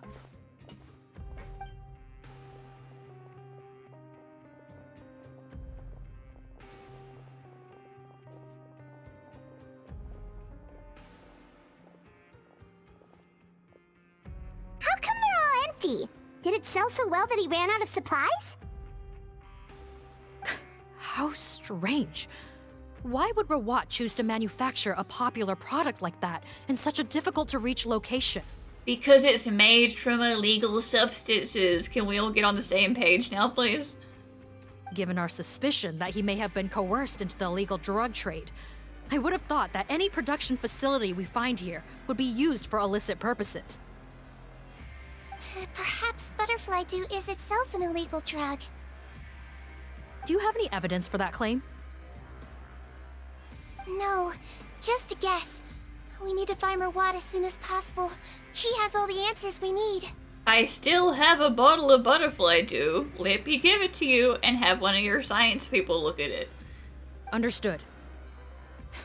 Well, let's not linger here. Let's go. Come on.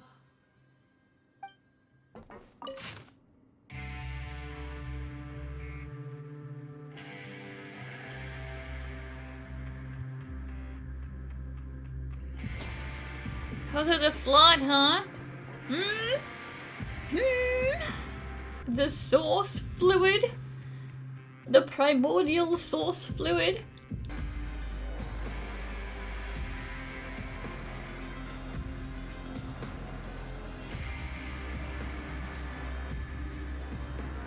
This room's much smaller than the others.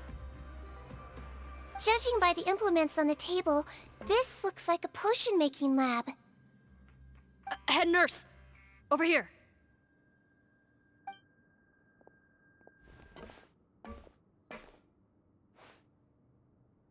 Let's see.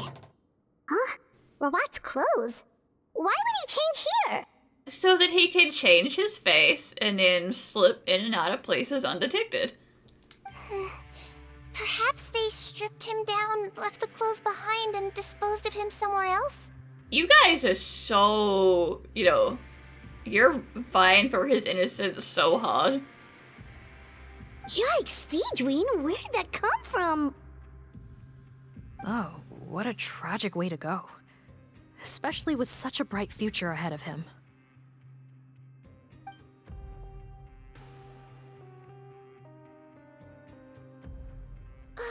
There's a path leading further on, Officer Morgan. Let's keep up the pace.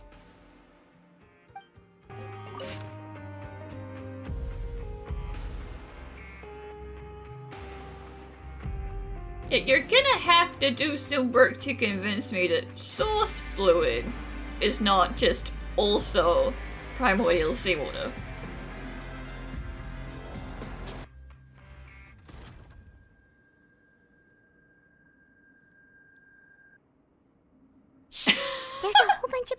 in there? I feel like Sigewinne should be at the bottom of this stack. Ain't no way she's trying to be taller than me right now.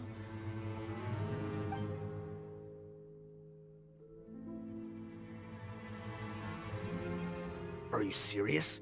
You're telling us that within a day, our faces are going to rot like yours? Fontainian physiology changed dramatically after that great flood, and it's not as compatible with this face-changing solution as before. The side effects are as you can see. Listen, we used to be made out of water, and water is very changeable. It's easy to change, it's fluid, but we're not made of water anymore. We're just people now, and that means it hurts. Why didn't you say anything before we all used it? Look, my plan got you all out of prison, didn't it? You'd have much bigger problems to worry about right now if the Marechaussee Phantom found out about your other crimes. Consider an ugly mug getting off lightly. Ugh. You're just lucky we didn't leave you in there after you disappeared on us with no warning. We only let it slide because we're former partners. And now you have the gall to pull a stunt like this? Partners? Make no mistake, each of us is only looking out for himself. If you place too much trust in others, well, I'm afraid that's your problem. You hid things from me too. Remember how you each had a spare potion? You kept quiet about it until we planned the prison break? Oh, and you didn't have a secret spare? Then do you want to explain how you melted your face off before all this? Guys, that's enough. Calm down. It is what it is. Arguing won't change anything. What's the plan, Fontaine? I'm assuming you brought us here for a reason? There is no plan. We followed him here on the promise of more juice, but it turns out there ain't a drop here. Besides, what does it matter now anyway? He already said, even if we did get our hands on more of that stuff, switching faces again solves nothing. They're still gonna meld off eventually. I said enough arguing! Fontaine, tell us the plan. The most practical solution is to continue using the potion. Keep switching to a new face before the ulcers can start forming. Are you kidding me? This stuff was hard enough to get a hold of even when we had a supply. Now you're asking us to use it like skin lotion, after the flood all but wiped the supply out? Well, there is another option. But you'll have to make a deal with me first. Okay, now we're talking. What's the deal? You don't want to know what the option is first? I have a document I took from that researcher that details how to make a replacement. Just give me one bottle of the undiluted fluid, and I'll get to work. What's the problem? I thought you always kept reserves. Or do you really just have one spare bottle each? What do you think? That we were shipping them into the fortress of Meripede by the basket load? Well then, say hello to never showing your marred faces in public again. Ugh, I've heard enough! Get him! Let's see if that document even exists! Freeze! Marechaussee Phantom! No, I was down to let them fight amongst themselves. What? Who let them in? We let ourselves in. Officer Morgan, before anything else, please find out Rawat's status. Rawat? I don't see him. Hand over the hostage now, if you want any chance of avoiding an extension to your sentences. He was never a hostage, that much I guarantee. Spare us your condescending attempts to coax us back to our cells. You think we're looking to negotiate? Rawat is dead. Probably has been for a while. Fontaine? Arrest them all! Don't let anyone get away! Huh.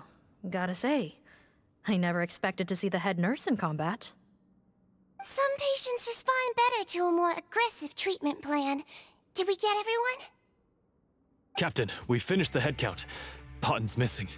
Well, good job, guys. The one person you needed to keep. Over there! The door's closing!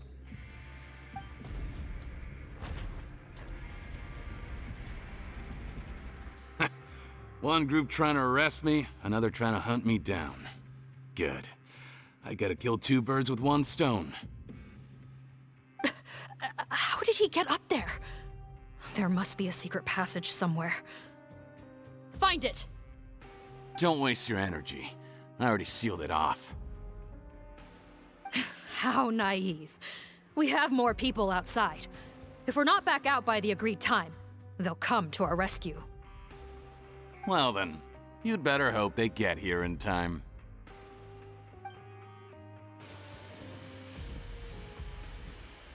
There's some kind of gas leaking from the pipes.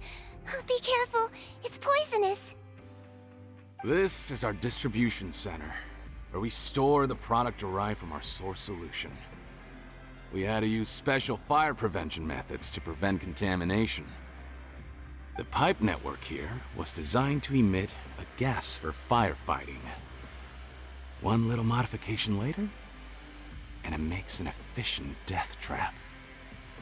Why would you do this? Your partners are here too. Oh, please. If they can't supply what I need, they're of no further use to me. Besides, I can't have them exposing my potential whereabouts. He's a maniac! Come on, we gotta find a way to open that door! Go ahead, struggle in vain. Once the last of you croaks, no one will ever find me again. So long! Are you sure you're ready to leave, Potton? You haven't changed your dressing today. You can't cure my face, just give up. And what if I could? Nice try. You're just trying to stall me. Don't you worry about me. I'll find a way to cure my face once I get out of here.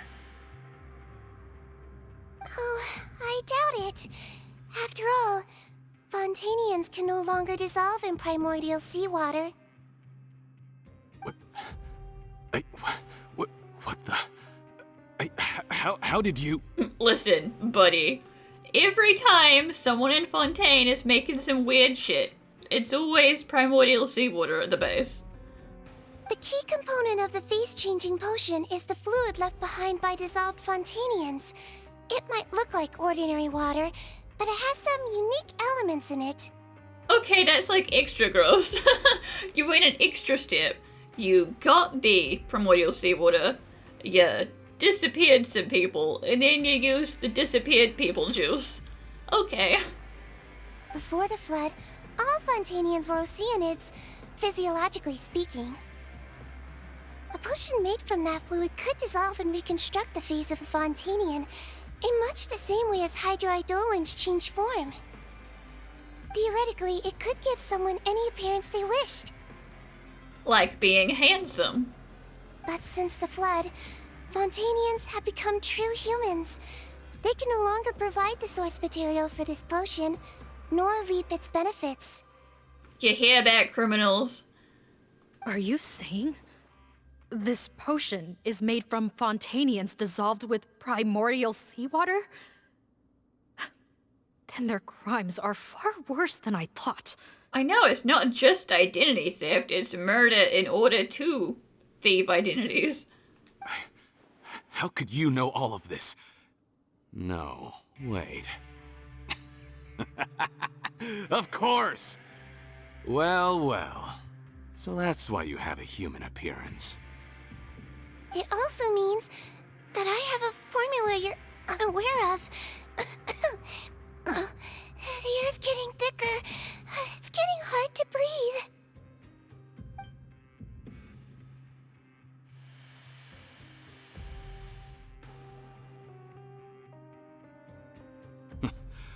I might get to make a deal today after all. Alright, keep talking. How do you intend to give me the formula? Oh, it's not a formula, but a finished product. I have a bottle of it right here. What? When I tried Rawat's skincare product, I noticed it had a certain special component in it. So I had my friends gather some other ingredients for me, and sure enough, a little experimenting later, I'd produced the potion. I'm guessing his skincare lotion contains the fruits of your joint research? Huh. Impressive guesswork. Yeah, We were a supplier for some of the raw ingredients. But it only contains a tiny amount of the active ingredient. The effect is minuscule compared to the undiluted fluid. Well, I found a way to reverse the dilution process, giving the skincare lotion a similar effect to the fluid it is derived from. That's impossible. If I tell you some of the ingredients, I think you can figure it out. First, you need to combine tainted hydrophantasm tissue with transoceanic pearls at a ratio of around 3 to 7. Tainted hydrophantasms and transoceanic pearls. I see. Can't believe I never thought of that. So, can we make a deal? Sounds good to me. There's a delivery pipeline beneath this window. Drop the potion in, and I'll release you all. Sure you will. Nope, not trusting you that easily. You're like those naughty kids who try to hide their illness. Open the sluice gate first, then I'll hand you the potion. Even if you're not bluffing, your potion won't cure my face permanently. You really think you have any leverage here? But listen, buddy, do you want the potion or not? She could just take it back. I'm not closing the valve this time. Clock's ticking. Fine, then I'll just stand here with the potion in my hand. And when I faint from the poison, I'll drop it and it'll be destroyed. No.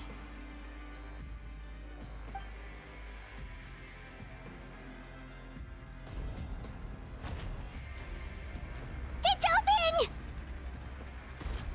Disable that sluice gate! Jam it! Don't let it close again! That's more like it. In that case, a promise is a promise. Head nurse, there's too much poison gas in here. We have to leave, now! That was too close. That button is a real nasty piece of work.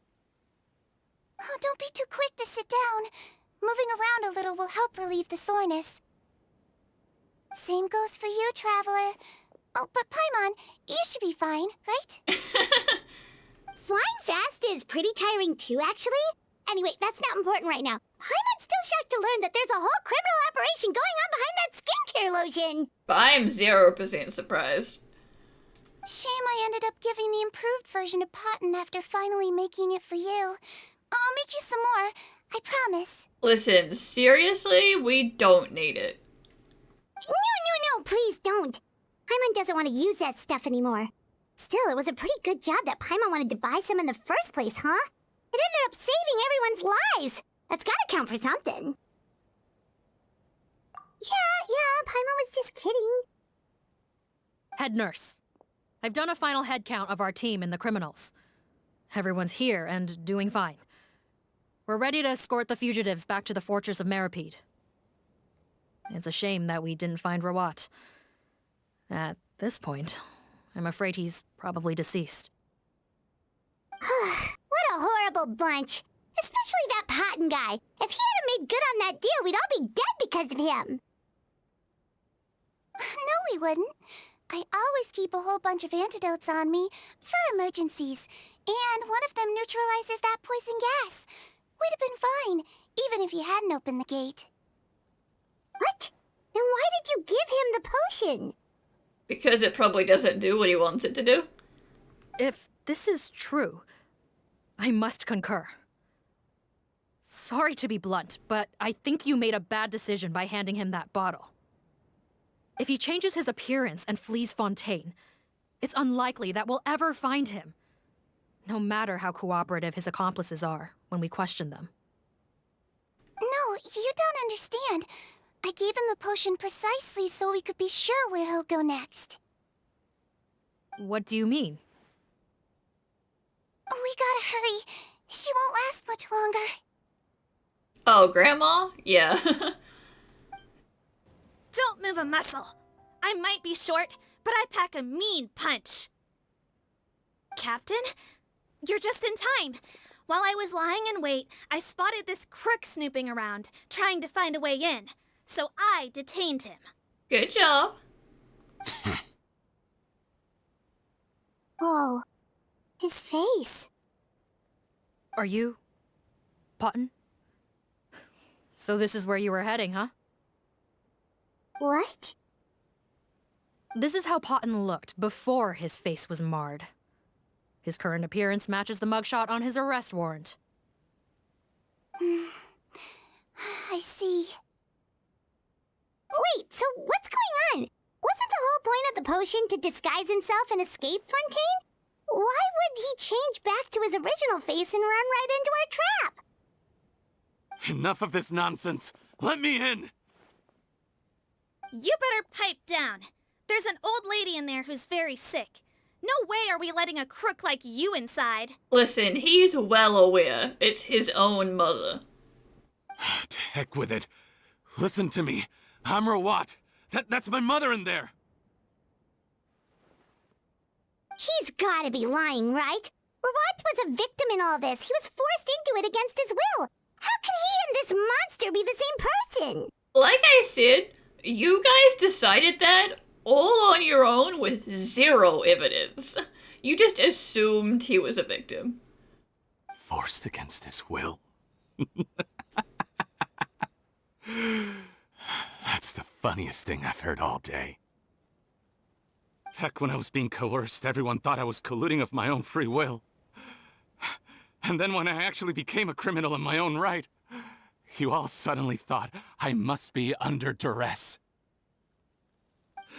Amazing what a difference a handsome face makes. Save us the speech. Explain yourself. You want an explanation? Fine. I'll tell it how it is.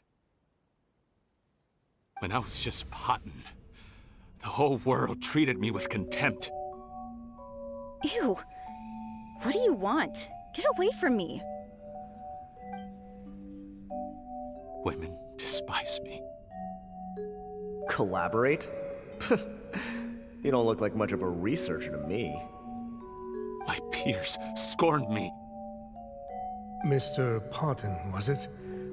I'm most interested in your research. Consider my offer carefully.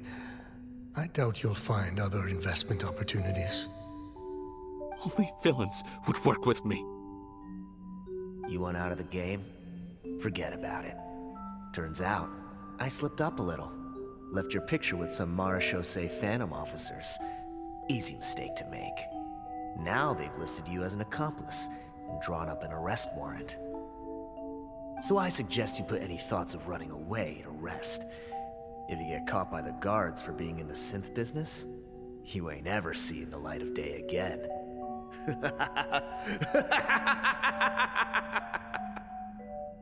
There was no way out for me. Until I could stop being Potton. Mr. Rawat,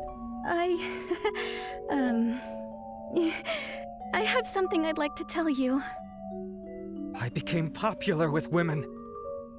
Although I still hated it. This new potion you developed is fascinating. Genius, in fact. Would you consider working with me?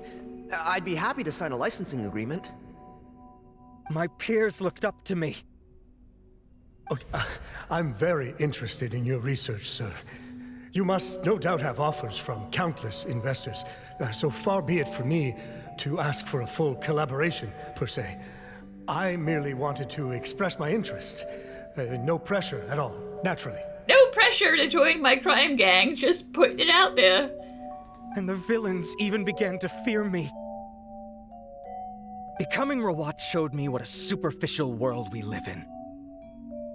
But I did not hold a grudge. After all, this superficiality could be made to work in my favor. Or so I thought. But alas, the world seemed bent on finding a reason to make me despise it. Mother, I'm back. How are you doing? Who are you? Yeah, of course the old lady's confused. Like, did you consult her when you changed your face? Have you communicated at all? Now you're just a weird guy who showed up to her house. I bought the best medicine Mora could buy, but nothing would cure her illness. In the end, I hoped she'd at least be able to see her son one last time before she passed, but when everyone else rejected me, the only person who cared about me was my mother. Then, when I became a rising star in the Fontaine Research Institute, I was unrecognizable to her. I have to let her see me again. Even if it means donning my own wretched, ugly face. Well, is that enough explaining for you? Now do you understand? Let me inside already! Have you ever considered if you'll even be able to look your mother in the eyes after what you've done? You found a way to completely change your identity. You could easily have escaped from them. But no, you chose to keep working with them. Why would I want to give up on such a lucrative business? The profits were dozens of times that of the synth business, and it was all above board. You know, except for the ingredients. So you kept being a villain just for the money? Villain? By what standard? Is doing evil deeds really what makes someone a villain in your eyes? Or does it all come down to the way they look? None of you saw a villain when I was wearing my other face, did you? I did. I was sus from the get-go. You have no right to judge me! You're all just fake people living in a hypocritical world! I regret nothing! My mother would understand! You're a villain to the core! But especially that tongue! Honestly, I don't see a villain when I look at your current face either. Don't humor me. You don't seem surprised by my confession in the least. How long have you known the truth? I didn't know anything for sure until you chose to take that potion bottle and spare our lives. But if you're asking when I started suspecting you, it was the first time you came to see me at the infirmary. I had to confirm my suspicions. That's why I chose to join this investigation. Are you kidding me? A young, promising researcher and a wretched criminal? What on earth gave you the idea that they could be one and the same person? Well, there were no visual clues. This potion's face-changing effects are very powerful. Even as a Melusine, I couldn't see through the disguise. But I believe I understand humanity a little better than most of my kind. Humans have certain fundamental qualities that do not change with their appearance. Fundamental qualities, huh? So you think you're the one who's seen through me, do you? Most people probably don't know this, but I think I can guess what your deal is. Melusine constitutions are very close to that of water, so it stands to reason that the potion should work on them too. You use it yourself, didn't you? That's why you have a human appearance.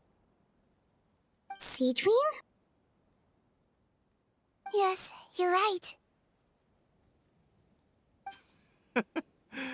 I'll bet it was back in the days when Melusines were discriminated against because of their appearance.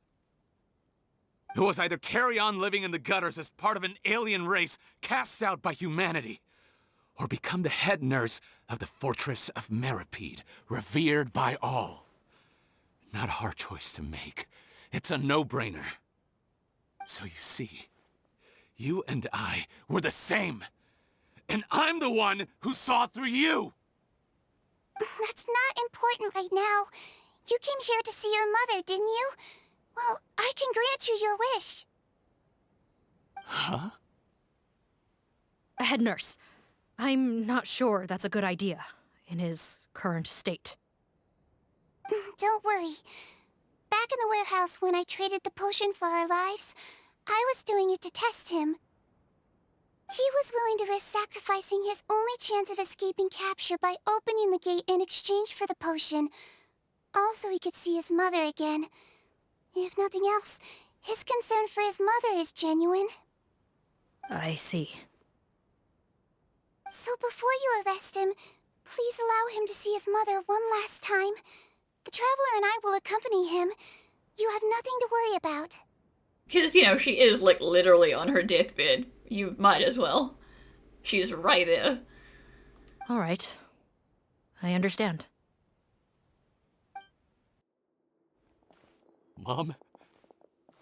It's me, Potton. Your son. You recognize me now, don't you?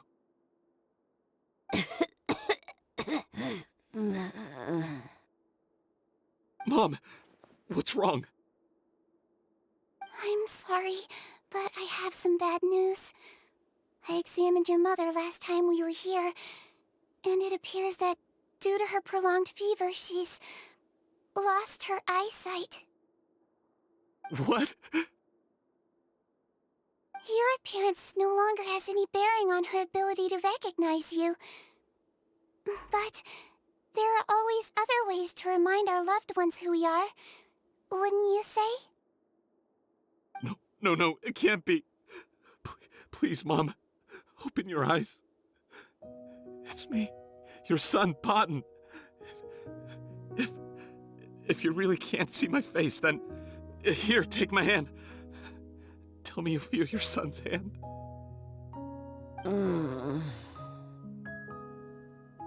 I've done so much to get to this point. Please, you have to recognize me.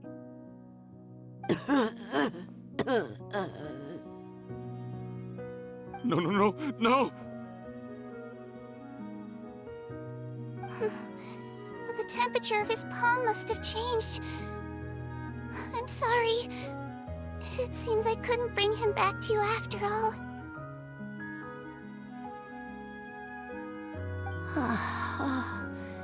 It's you. Thank you.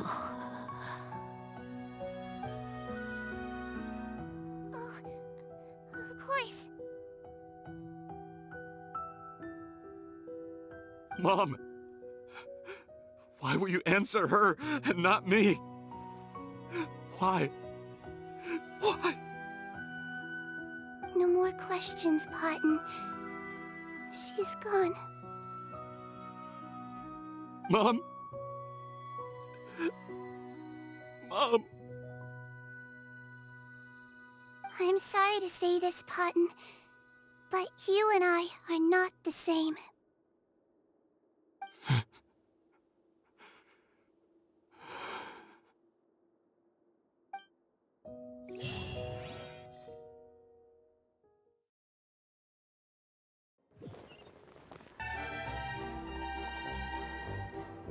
The wait is over, everyone! The sale of our new skincare product, Romaritime Essence, will now begin. Another skincare promotion! And it's selling as fast as last time. Wonder what people would think if they knew what was in the last batch. But listen, never ever tell anyone. Oh, Sigewinne's here too!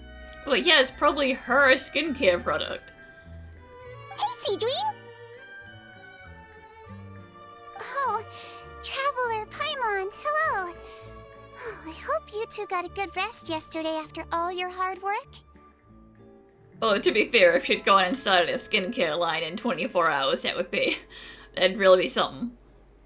Of course! Nurse's orders, right? Anyway, are you here to take notes for your next article? Actually, I'm mostly here to help Officer Morgan wrap up yesterday's case. Ah, that reminds Paimon. That stuff sold like crazy, didn't it? Is it gonna cause huge problems? Nope, there's nothing to worry about. Unless modified, Butterfly Dew is an excellent skincare product that's completely safe to use. Besides, officers have already retrieved all Butterfly Dew purchased on the market. Now it's just a matter of disposal. After consulting Monsieur Nervulette, I came up with a way to neutralize any harmful effects, so it'll evaporate naturally without polluting water or soil. Wow, it's Sigewinne to the rescue again! Thank you for serving as our consultant, head nurse. All the butterfly dew we recovered has been disposed of, according to your instructions. Great! Good job, everyone! Also, you mentioned you wanted a copy of Watt's interrogation records. Well, technically, Potton's records. Anyway, I have them with me. Here. After he saw his mother for the last time, it was like all his mental defenses came crashing down. He put up no resistance during the interrogation and answered all our questions. We learned a lot. Apparently, the formula was something he discovered by chance while helping the criminal gang produce synth. Later, he came up with the idea to dilute it and use the resulting substance as a skincare product. Their supplier was Vache, but you could also argue that they were the ones doing him a favor. His operation helped Vache's gang dispose of an enormous amount of evidence. It made for a seamless collaboration. One man's trash was another man's treasure, and there were no loose ends. It's no wonder we never noticed what Potten's gang was up to. Vache again, huh? Is there still no end to the harm he caused? Well, we'll get there one day. One day. Make no mistake, the crimes of Vache and his accomplices will come to an end. It's only a matter of time. Since the flood cut off their supply of primordial seawater, they've been forced to resort to riskier methods, like using their private reserve to attack people on the street. Naturally, those attempts all ended in failure. After receiving numerous reports, we were able to zero in on the gang and eventually round them up. That sounds more like it. Based on what he told us in his confession, we pretty much had him backed into a corner, even though he made a point of distancing himself from the gang while disguised as Rawat. He tried to throw us off his tail by reporting his accomplices, giving him enough time to transform back into Potten and see his mother one last time. But there was one thing he hadn't anticipated. Even though Potten had been missing for a long time, we were very much still on the lookout for him. So the moment he appeared in public after changing back to his original appearance, we caught him. So he tried this once before, huh? Guess he really did want his mother to see him again. But in the end... Looking at the interrogation records, it seems like he spent the first sum of money he earned as Rawat on his mother's treatment.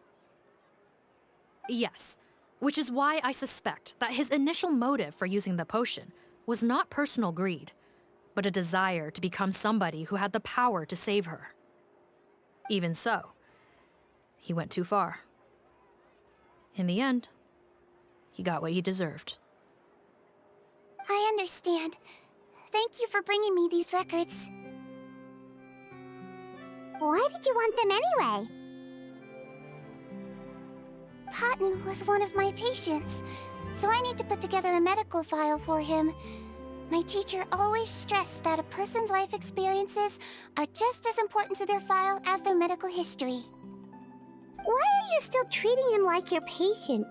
Isn't he kind of beyond redemption now?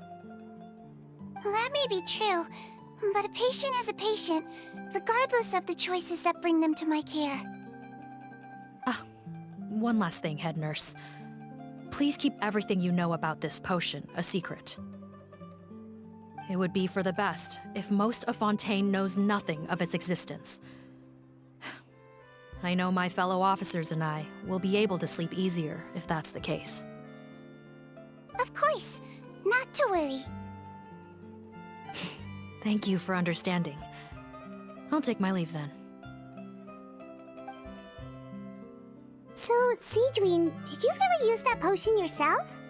Well, probably not that specific potion, but... Why do you sound so surprised, Paimon? I told you all about it. It was quite a while ago now. Yeah, I mean, she did literally tell us that she took a potion to change her face. You mean that story about the witch and the potion? So it was really, actually, genuinely a true story? Yes, it really, actually, genuinely was. But... I know. There are some secrets I can't tell anyone about. But considering everything we've been through together, I I know I can trust you with them. I can trust you two and all the people here to buy this new skincare stuff, because we're still talking about it right in front of them. Before I tell you though, could you follow me somewhere? I want to pay my respects to an old friend. Not for privacy though, just to go visit a grave. Of course!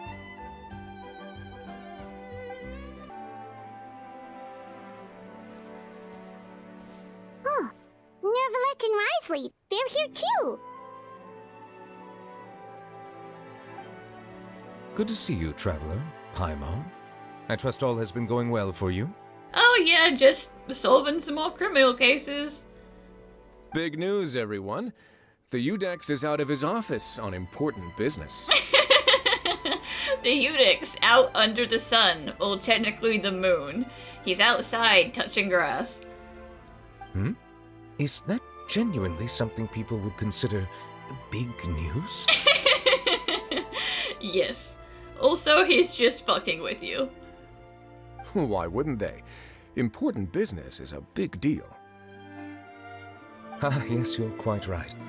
When someone you care about requires emotional support, being there for them at the right time and place is of the utmost importance. After reading the Maréchal Phantom's reports, I had a feeling a trip here might be in order. Take note. That, my friends, is how Monsieur Nervalette shows that he cares. We're both here for the same purpose, actually, to accompany Sigewinne as she pays her respects to her late teacher.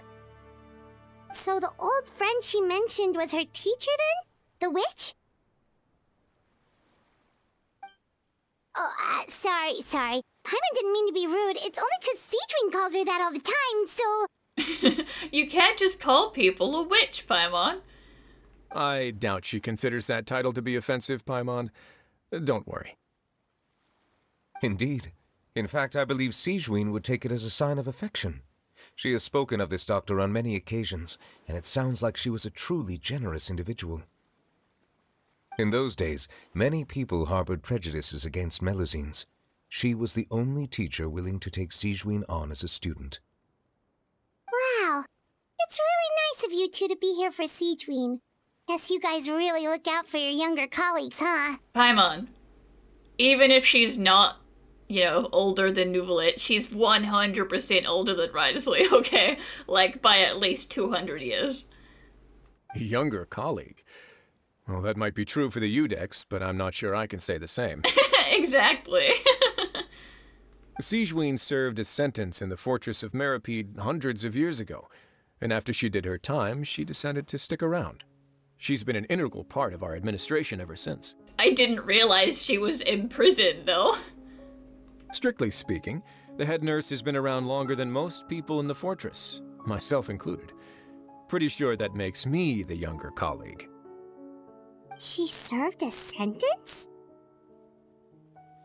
Yes. Long before I became Udex, there was an ancient law in Fontaine that prohibited any attempt to transform another species into a human. I mean, I would say that's a pretty reasonable law. Just, also, as long as it goes both ways, like, quit trying to do weird experimentation to turn one thing into another thing. Initially, I and most researchers believed this law to have been imposed due to ethical concerns. But now, it seems more likely that the law was nothing more than an insurance policy, a way for Egeria to ensure that her people would remain insulated from the truth, thus enabling them to lead more straightforward, happier lives. Ignorance is bliss, as they say. Sigewinne had her reasons for choosing to obtain a human form, but the act was nonetheless in clear violation of the law. Could you tell us a little bit more about what happened back then? Certainly. Sigewinne does not object to her close friends learning about her history. In fact, I first learned of it myself because she confessed the truth to me of her own volition.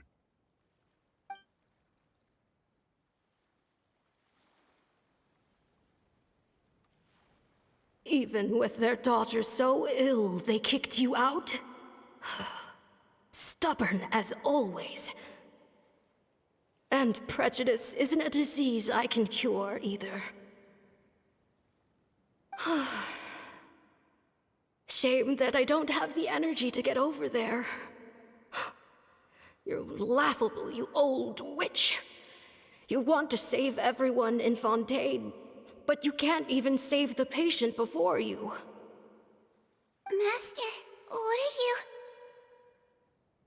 I discovered a strange disease, one I suspect that every Fontainian suffers from. But without witnesses or proof, no one will believe me. I had no choice but to experiment on myself to find a cure, but I hit a wall. And as you can see, it took a wretched toll on me. Oh, did you, like, disrupt the primordial balance in your body? That was probably a bad idea. Then I'll find a cure for you, and then you can go cure her. There's no need. I am beyond saving now. There's nothing you can do. But, Master... As I said before, a doctor's duty is to treat whatever ailments they can. I know, but they don't trust me at all.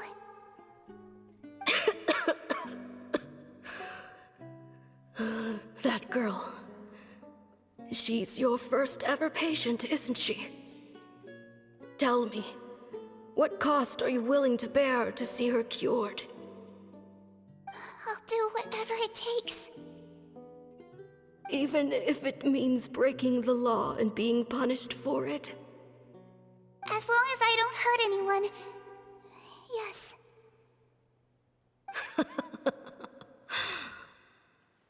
Spoken like a true student of mine.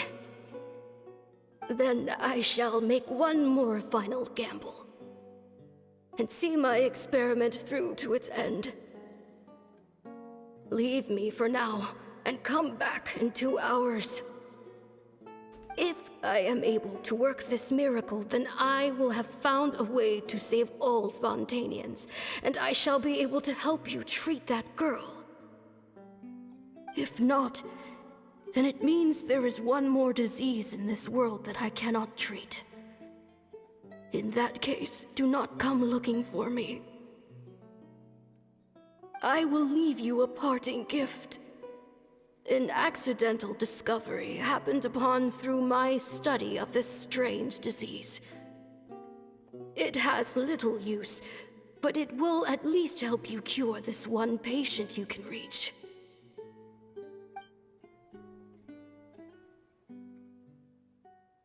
When Sigewinne returned, the miracle had not occurred. She found a potion bottle and a note on the table. After using the potion as instructed, she gained her current form, breaking Fontaine's law in the process. And after I had confirmed the veracity of the events, I gave my verdict. So that's what happened. I fear Sigewinne only understood the full story after the truth about the dissolution of Fontainians was uncovered. When I reflected on all this with that knowledge in hand, I felt a deep sense of regret. As I use the law to uphold justice, there are times when I cannot help but acknowledge its ruthlessness. After the final details of the events surrounding Sigewinne's transformation came to light, I checked several sources and, thankfully, the legal code does not require Sigewinne to shoulder any additional punishment. Wonder how she feels about all this. Since she invited you here, I imagine she intends to speak of these matters with you, no? On behalf of the Maréchal Phantom, I would like to once again thank the Fortress of Meripede for your assistance in the response to yesterday's prison break. Our head nurse and the traveler in Paimon did most of the heavy lifting, I would say. Paimon, look, he's respecting you. He said you helped. Sigewinne seems to be in good spirits. I trust work hasn't been too hard on her lately? Well, she might be the only permanent medical staff in the fortress, but there's plenty of people with medical knowledge willing to help her out. I am most relieved to hear it. The way you're asking after her well-being makes you sound like a concerned parent. Well, I won't lie. I've always seen myself that way. Oh, you could tell. I am, in fact, a concerned parent. Showing your age a bit there, don't you think? Indeed. Actually, I often forget just how much older I am than you. Well, while we're on the topic, what did you do before getting this job anyway? Spend all day swimming in the sea from east to west and then north to south? You know, just having some fun, killing time, going for a swim. Yes, and, from the surface to the ocean floor on occasion. Wow. Impressive. Damn. Apologies, that was merely an attempt at humor. You can disregard what I said. It's okay, you're allowed to play along. Risley was making fun of you. That's impossible, I'm afraid. My imagination's already running wild.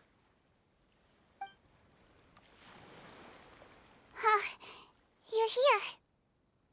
Yeah, sorry, I had to go have a chat with the boys first. The old friend I mentioned was my teacher. When she passed, her body was nowhere to be found. All that's left of her is an empty tomb. And even that's deep underwater now. Sigewinne, the witch who gave you the magic potion, she was your teacher, wasn't she? Sounds like Monsieur Neuvillette filled you in. After learning the truth, it must have been hard to process, huh? Well, to be honest, after I realized what really happened that night, my first thought was that it kind of made sense. It seemed exactly like the sort of thing she would do. But she was planning to sacrifice herself and never told you. That's just who she was. If lying is what it took to get a kid to take their medicine, then that's what she'd do. Alright, but why did you turn yourself in? I broke the law, simple as that. My teacher made her choice, and I made mine. True. It's just, the way Potton framed it when he was asking you all those questions, it made Paimon really mad. You're not like him at all, and everything Neuvillette said confirms that. And yet, you were still convicted and thrown in prison. It just feels so unfair. Unfair? I happen to think just the opposite. If I hadn't served that time, I'm not sure I would have been able to stay strong when he was questioning me. What makes you say that? I knew you'd be curious. Let me tell you a story. The verdict came down. This Melusine is guilty. The Iudex defended the authority of Fontaine law, but he did not confiscate the Melusine's medical kit. And so, the Fortress of Meripede gained a new little doctor. She still wore her hood and raincoat, even though it never rained in the fortress. Perhaps thanks to her human appearance, no one refused her treatment. She treated more and more patients, and her sentence grew ever shorter. Finally, the people of the fortress could not live without her, and though her sentence ended, she did not leave them either. Then one day, she received an invitation from the outside world. The location seemed familiar, and when she arrived, an old lady was waiting for her. She saw right through the Melusine's disguise, but didn't reveal it. Instead, she asked a question. Tell me, why do you think you gained the respect of so many people, despite being a Melusine? Because I look like a human? It's been 50 years, Sigewinne, and you haven't aged a day. I think everyone knows you are not human. I finally found you, after all these years. I still remember, you know. It was you who saved me that night. But how? I was no longer a Melusine by then. Does it really matter if you're human or Melusine? I remember the warmth of your palm. It's quite unmistakable. And you know what? It hasn't changed one bit. You don't have to hide anymore, Sigewinne. These days, everyone wants to make friends with Melusines. And I think that it's all because of you. I'm sorry I couldn't say this until now, but thank you, Dr. Melusine. Now that's an ending Paimon can get behind. See, I told you she would have recognized you, and she did. After hearing everything Potton said, I wanted to tell him that it didn't matter who he looked like on the outside. But it was too late. The warmth in his palm had already disappeared. I don't think that's a legitimate way of recognizing people, but I understand it's an emotional thing. I tried to treat him, but the roots of his problem had nothing to do with his face. I understand. Thanks, you two. I appreciate you being here for me while I talk this through. Oh, it's nothing. Our pleasure. Oh, there's one more reason I invited you here. It's about time I finally give you what I promised. In order to restore the appearances of the face-swapping victims, the Marechaussee Phantom gave me special permission to make a few bottles of that potion. And I made one extra just for you two. Again, we still do not need that. We don't need it though. Shouldn't we destroy it? Well, even if you chose to destroy it, I still thought I should give it to you first. You two did so much for me. How could I break my promise? Well, fair enough, but anyway, Paimon's definitely not interested in this stuff anymore. Still, if this is the very last bottle in all of Teyvat, getting rid of it would feel like kind of a waste. Maybe we can give it a special meaning somehow. Ooh! Paimon's got it! Melusine physiology wasn't affected by the Great Flood, right? So that means the potion should have a permanent effect on you. In that case, what do you say, Sigewinne? Ever thought about transforming back to the way you used to look? Listen, Paimon, if she was gonna say yes to a question like that, then they wouldn't have bothered making her human model, okay? This whole thing would have been avoided, because they would have to make another model for her. And they're not gonna do that. After all, from a Melusine point of view, Paimon bets Melusines look the cutest of all. You really been saying things you shouldn't this whole quest, Paimon. Paimon, after everything, do you really think it matters whether I'm Melusine or a human?